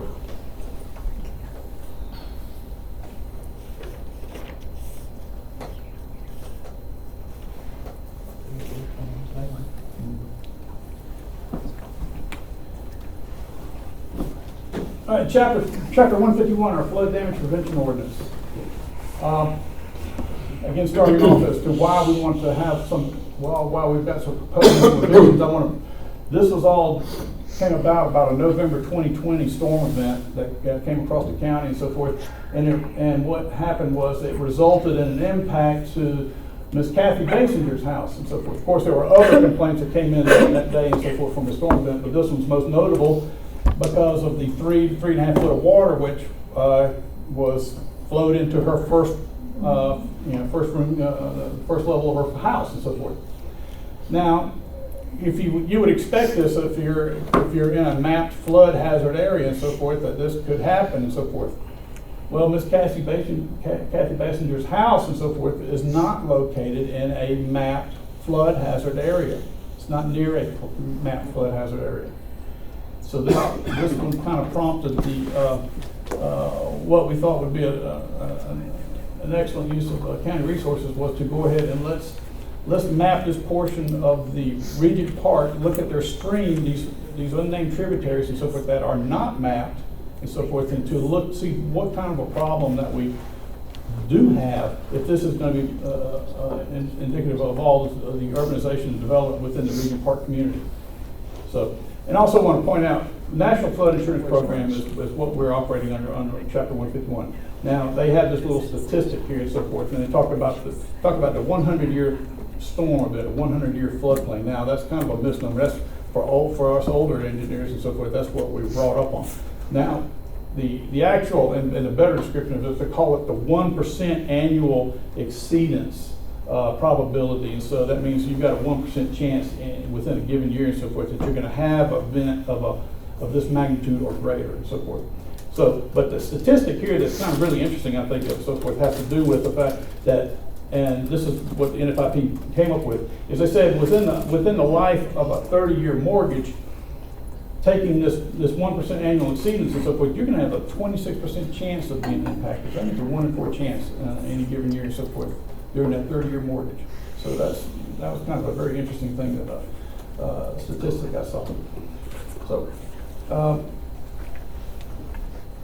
now looking at what we have in place right now, we have our current Chapter 151, and what it does is it meets what we consider the minimum requirements of FEMA and the National Flood Insurance Program. It also meets the minimum requirements of the state of South Carolina to have a floodplain management program, and that's what it does right now. Now, having this ordinance and so forth, having this floodplain management program and so forth, allows for flood insurance to be offered, to be available to property owners who are subject to risk of flooding and so forth. Without a flood management program, without a flood ordinance and so forth, federally subsidized flood insurance is not going to be available and so forth. So it's one of these things where in order to get the flood insurance, you have to at least kind of play by the minimum rules and so forth established by the federal government FEMA. And so that's what we have right now. Now, we're looking at what the NFIP standards are and the county standards are, again, being minimum and so forth. The reality is that they are really inadequate for what I think was probably most important to us and so forth, is to control or to look at the long-term effects of development and urbanization and so forth and growth in the county and so forth, and the resulting flood damages that can come from that. These current standards and so forth, they don't focus on what is also important is to focus on areas of concern or avoiding those areas of concerns where the developers come in and put fill and flood hazard areas and so forth. Another requirement is the FEMA's estimates and so forth. Of course, they're based on historical data and so forth, and some of that data goes back to the 40s and so forth. And they do not reflect what the future changes, climate changes and changes due to urbanization, growth, and changes in land cover and so forth. Anyway, the minimum standards and so forth that we have, that we've adopted right now, have the potential, they really do have the potential to adversely affect developing into a floodplain under our current standards can develop, and they could adversely impact other properties, and it could still be okay with our ordinance with the National Flood Insurance Program requirements, because under our current ordinance, that section right there, 15138B, if you look down there and so forth, no encroachments, blah, blah, blah, blah, blah, will not increase the water surface elevation of the base flood more than 1 foot. So therefore, there right there is your as an indication that says you can increase, a developer can come in, fill in a flood hazard area and so forth, and cause that base flood elevation water to come up to 1 foot to the maximum and so forth, and it would be okay. So We just approved that in RECO, and it's not right. No, this has been with our. But So this is a different chapter. 151 is the floodplain ordinance. Recode affected only chapters 154, Yeah, 155. yeah. So that was. why do we allow the wetland credit mess then? Like, you know, they come in, they build up one area, and then they go create a wetland somewhere else. I mean, if you're saying this can happen because Oh, y'all the allow mitigation for yeah, wetlands and stuff like yeah, that. why do we allow that if this can Yeah. happen? Well, the wetland mitigation program and so forth is not part of 151. That's just flood damage prevention and so forth, and that's what the focus is. Yeah, but I'm just saying though, you said yourself, if contractors come in and build up, I mean, I've seen places that wasn't nothing but swamp, and y'all allowed them to fill it in and move somewhere else, and. Again, if they show, and then again, an engineer shows that they demonstrate that they don't increase the base flood elevation more than 1 foot, it's okay. And that's the basis It's for our. going back to engineering. So that's the basis for why we're recommending this change, is because if you allow one developer can raise up to 1 foot, and everyone else affecting the same floodplain can also raise it 1 foot, now we're talking collectively several feet impacted, Yeah. raising the Creating floodplain New for everybody Orleans. that's in it. But this is the existing language in here, correct? That's correct. So all the home builders are aware of the language, so they would naturally build their homes up to a certain level above that standard flood level, correct? That would be code of what they would be required to do. Yeah, I'm gonna touch on that in a minute. So with a topic we call freeboard. So anyway, move this thing along real quick. So the summary of our proposed revisions and so forth. Again, going back to what happened in Regent Park and so forth. Main area and so forth is we want to adopt some additional maps. Right now, currently our ordinance and so forth has to adopt the FEMA flood studies and the FEMA maps and so forth that the federal government puts out and so forth. We have to adopt those and so forth in order to have a viable flood management program and to be a participant in the National Flood Insurance Program. Now, under the Code of Federal Regulations and so forth, local government can implement stricter and higher standards and so forth in their flood management. So, and FEMA encourages it and so forth. They just can't direct it and so forth, they just encourage it. Now, as a result of what we showed here happening with Regent Park and this flood study that we conducted, we would like to adopt those maps and so forth of the community. We'd also like to, we're proposing the consideration that we adopt the City of Rock Hill flood-prone streets and areas maps and so forth. City of Rock Hill, over the past several years and so forth, has conducted their own very similar studies of tributaries and so forth that are outside of the FEMA flood mapped areas. And I'll touch on that here in a second. There's also mapping that's prepared by the South Carolina Dam Safety Program for inundation zones that would be downstream of a dam in case of a failure and so forth. Now, we've got other proposed revisions which are going to focus on higher standards, which are going to be what we call no adverse impact standards, and I'll get on talk about here in a few minutes. And so these are standards that are supported by FEMA and also the Association of State Floodplain Managers. We're also looking to implement some compensatory storage requirements, freeboard revisions, and also some dam breach analysis for development, so forth, which. There's no need to cuss. What's that?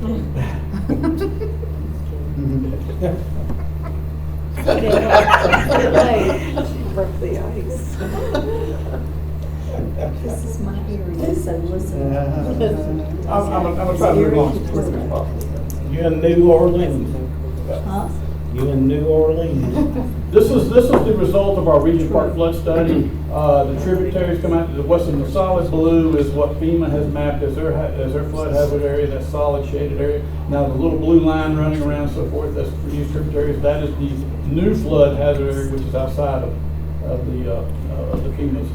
And of course, the big takeaway from this is during this study and so forth, we now have 38 structures, 38 residential structures and 64 addresses that now find themselves that they are located within a flood, at risk of a flood and so forth, within a flood hazard area. So does that, the question that I've been getting from folks is that this will, I guess this puts them in a position where they qualify for FEMA support if a major flood happens, but it disqualifies them for getting personal insurance for flood insurance because now they're built in a floodplain. Have y'all heard those? I've been getting those questions and I don't know the answer. I don't know if at this Yeah. committee stage that was Effective brought flood up. insurance. Right. Now, from my understanding is that the National Flood Insurance Program has changed some of their standard and their way to do things. And so now, instead of outside of a FEMA flood map, that of course you can't get it. Now, they're making it available to everybody, anybody who would like to get a policy anywhere within the county and so forth, whether you're in a flood hazard area or not, and so forth. So it's available and so forth. That's my understanding is that it does become available. Yeah, I've heard some concerns along the same lines. The other question I have is, so if this was approved though, isn't there a concern about the impact of, like somebody, all of a sudden their home is classified where their property is purchased on a FEMA located area? The value of that, the impact on the value of their home, you would think would be fairly severe if that was in there, if that was actually classified in that manner. I think I mean, and again, looking at this alone, every one of these households, if this goes through, to me, there would be a concern of the impact of the value of their home after that's been done. Right. You know, and this could be other areas too, so again, this is countywide, and so. And the insurability. Well, and the insurability of it too, if we change classifications like this. I'm just concerned of the down road ramifications of the value of their properties. Well, and so to one point is that the absence of a mapped flood hazard area doesn't mean that there's not going to be any flood hazard or flooding and so forth. Because flooding can happen anywhere within the county. But having this map as a force, as an awareness and so forth for property owners to know that, okay, now I am at risk and so forth. And we're hoping to be able, through adoption of this map and so forth, to be able to regulate with future development and so forth, to hopefully ensure that they're more protected and from a flood event and so forth in the future. I can understand the protected a flood event, 100% understand that. I'm just concerned about the existing property owners and the value of their property if something like this goes away. Can you share is this, you said you adopted a more extended map a FEMA flood map. Do you have that map? I can get that to you, so forth. Of course, it's countywide, so forth for the major. That's what you're tributaries. suggesting we adopt, is something? No.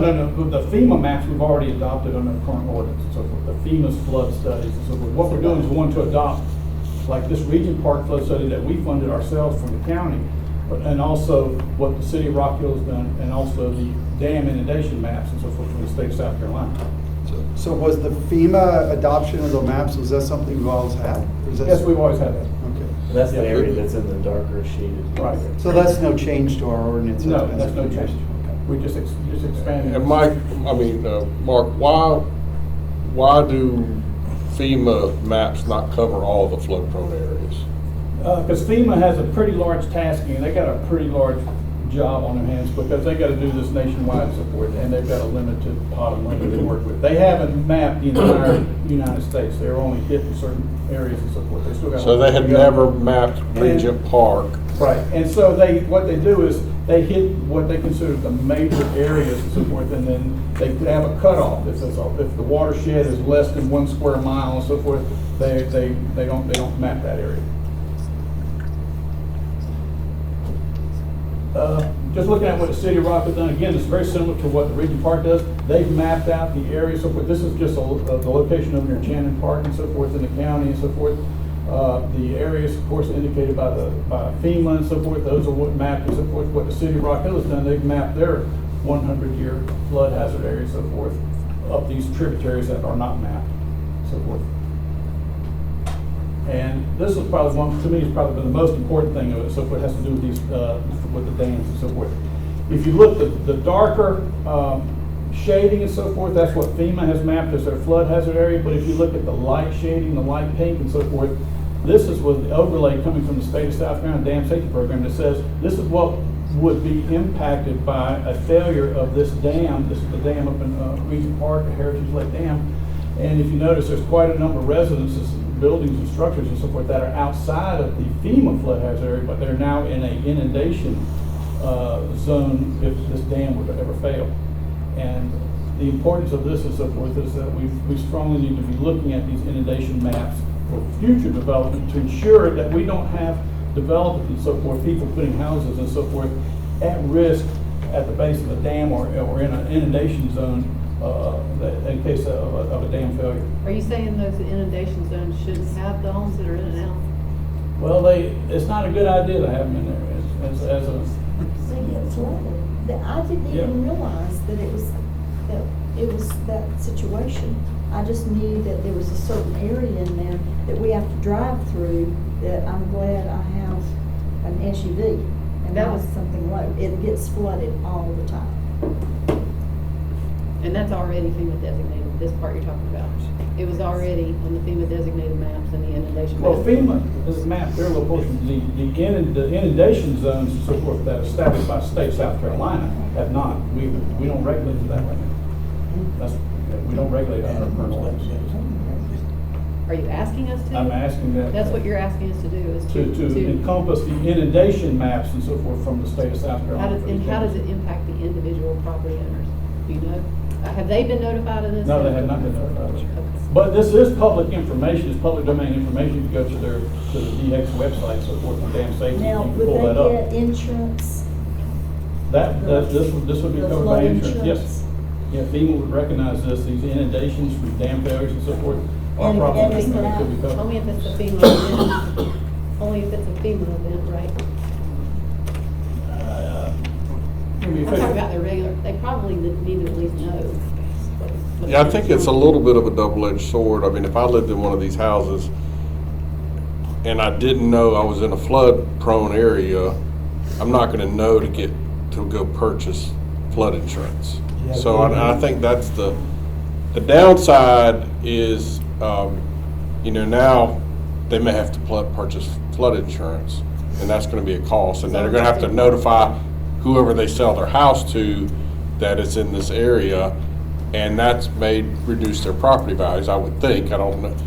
But the good thing is now they know, and now they should be purchasing flood insurance, and that would protect them, because as Mark said, sometime in the next 30 years, it's likely, or at least somewhat likely, they may have an event that ruins their bottom floor. And they would not know this otherwise. And one additional item is, we would put controls in place so we don't make this any worse. Well, I think that's really important. I just want to make a comment that been in the insurance business 33 years. Insurance companies have gotten very sophisticated with what they will insure and what they will renew. So some of your preferred carriers may not even want to renew your homeowner's insurance unless you're going to have to go to the substandard market to get insurance. So when we publicize this, there's an unintentional consequence to that. We do have a responsibility to make sure people in those areas are aware, I think. Yeah. I'm not saying we shouldn't do anything, I'm just saying there's an unintentional consequence to doing the right thing, which will probably end up happening anyway at some point. I do want to point out that, of course, the regulation and inspection of dams is strictly a state, that's in the state's authorization, that's their purview, so forth. We do not have the ability to regulate or inspect dams. So that falls still solely within the state's responsibility. Because the state develops these inundation maps. But Mark, you're saying this information is out there now? It's out there now. We just don't use it for any of our requirements or That's anything. right. The change would be now we would recognize it as a flood zone. We wouldn't allow these houses to be built Correct. once we apply them. The ones that are there, they'll have to deal with it, but in the future, we would not allow these to be built if this is adopted. Correct. But will it be just enacted as each building site comes up? Or, Yes. well, y'all want me to start a mapping program of the county? Well, we've already got the mapping from the state, so what we do is we want to, as future projects come in, then we start to look at compliance with the new standard then, so for new developments. So it's not much we can do about, other than just awareness to the property owners and so forth, that you're now potentially at a flood risk or of a failed dam. So we would just go ahead and projects moving forward, so what we would decide to do. And of course, if anybody did have flood, yeah. Of course, anybody who has flood damage and so forth, of course, now to get those repairs and so forth, we now want to look at it to regulate it. We want to make sure that those repairs meet the new ordinance requirements and so forth, such as pre-board and so forth. In the interest of letting Mark get through the presentation, I think he's just got a couple more slides now, and then if you have other questions. Just touching real quickly, no adverse impact approach and so forth. This is something that, again, this is recommended by FEMA. This was very much pushed by the Association of State Floodplain Managers and so forth. The intent of these higher standards, because we got minimum standards right now, we want these higher standards and so forth. They are there the intent is that we're going to hold the line on future flood impacts and damage, so that continued growth and development and so forth doesn't continue to exacerbate and keep raising that base flood elevation higher and higher and higher and higher with each new development and so forth going on. To look at how we're going to approach this, we're going to look at a number of these six requirements. Does the development, does it increase the base flood elevation? Does it increase flood peaks? Does it flood volumes, flood velocities, erosion and sedimentation, natural floodplain functions? Does it have any impact of these? This is what this no adverse impact is going to focus on. So forth. Our current ordinance right now, there's only one thing that we look at, and that's does it affect the base flood elevation? So we got these 5 other critical items and so forth that we need to address and look at. The principle of this no adverse and so forth, is that the actions of one property owner or developer, whatever, should not adversely affect affect other property owners and so forth. Good. Thank you. All right. I got it.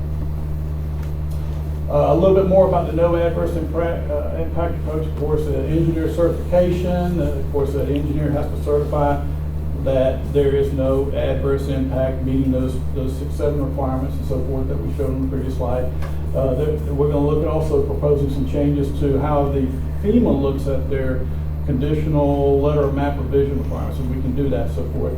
Right now, they've got certain limitations. When we want to apply this to any increase in the FEMA's base flood elevation, so that's a major change to what we have in our current ordinance.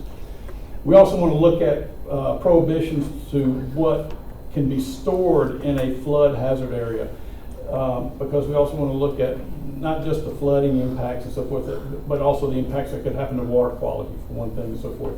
So materials that are buoyant, flammable, reactive, explosive, or otherwise potentially injurious to human, animal, plant life, aquatic life, and so forth. We want to make sure that these items and so forth, these materials and so forth, are not stored in areas that are subject to flood risk and so forth. Compensatory storage is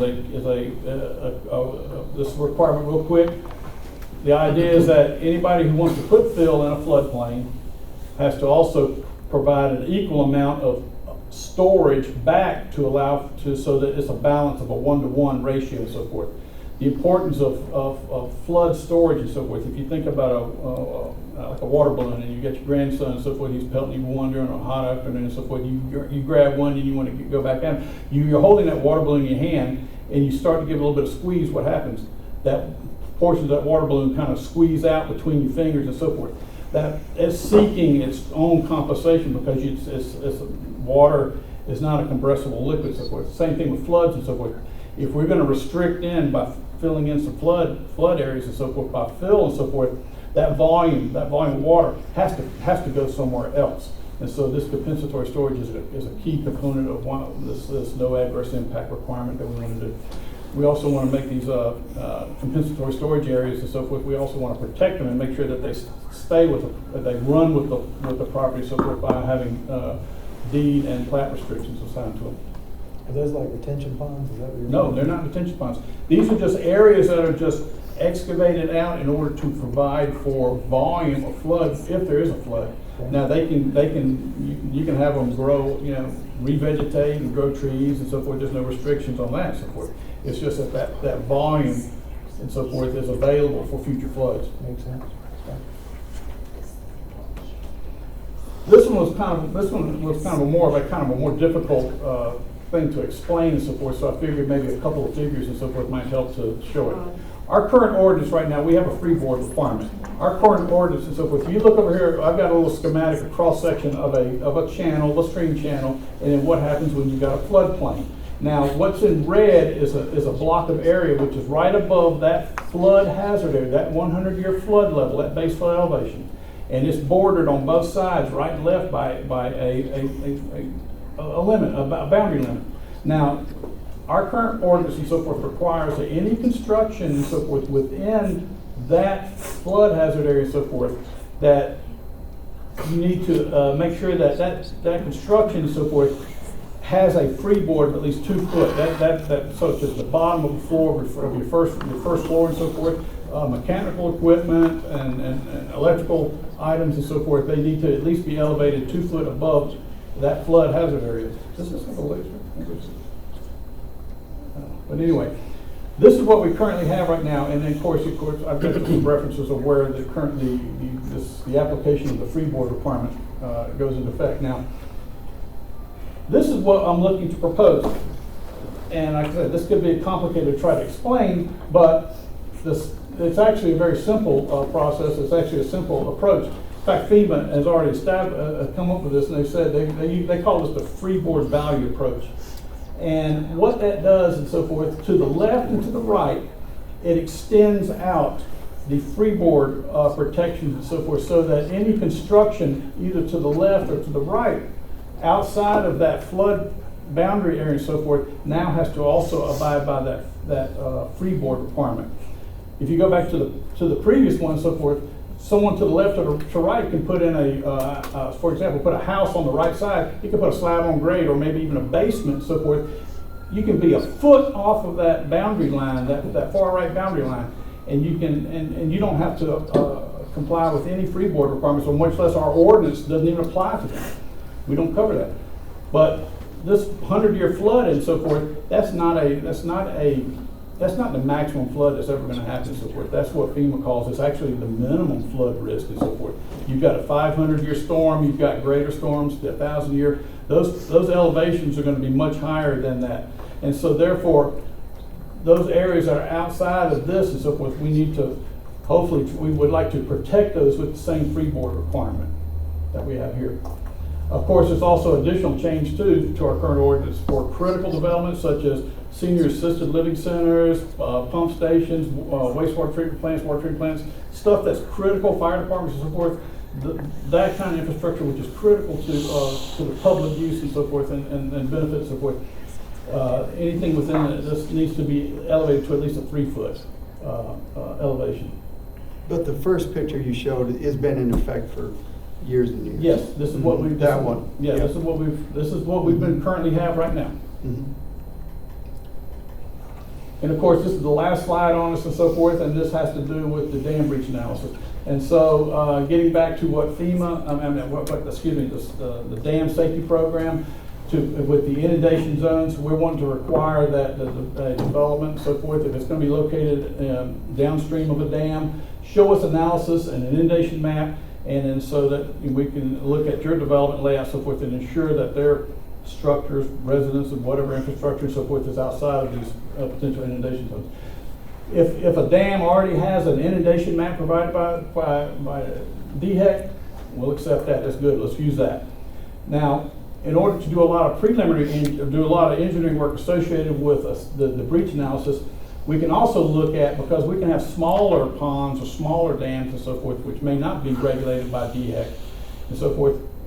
If the engineer can provide us with a preliminary breach rounding with a lot less effort and so forth, and a lot less cost and so forth, we can at least look at that and determine whether or not we need to go to a full engineering analysis or it's not going to be a problem. And so that's what we're hoping to add to, and would like that consideration to be able to enforce for future developments and so forth that we provide, require this. And of course, this is like I said, that's the end of this little presentation. That's your land. That's your land. Does anybody have any other questions? Did y'all spend this much time in committee? Did y'all talk about this in committee? Now, We did.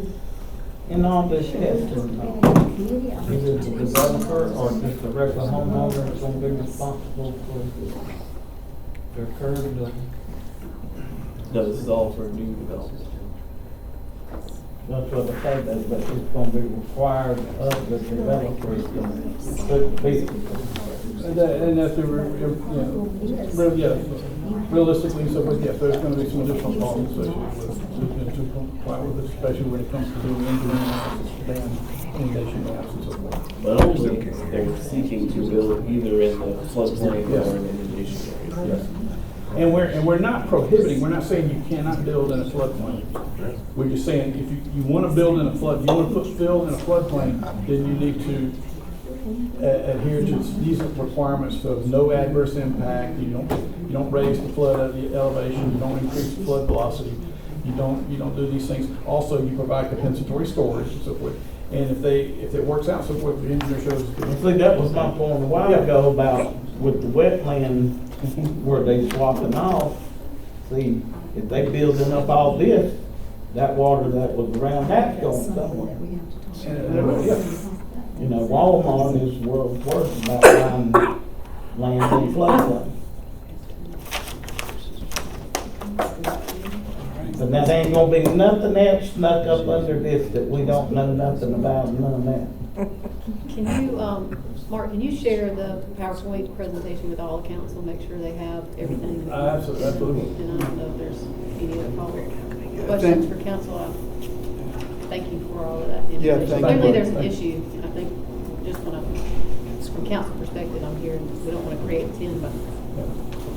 And just for y'all's information, so I've already conducted a couple of workshops already and so forth, a couple weeks ago with the engineering community and development community and so forth, and I've already been receiving input, comments and so forth, addressing concerns on both ordinance revisions and so forth. And my intent is by the end of this month or maybe the beginning of October and so forth is to have a follow-up workshop again with the engineers and development community and so forth to go over this again.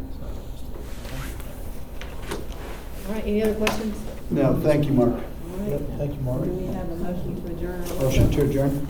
Motion? Second. Second. All in favor, say aye. Aye. Opposed? Hearing none, we are adjourned.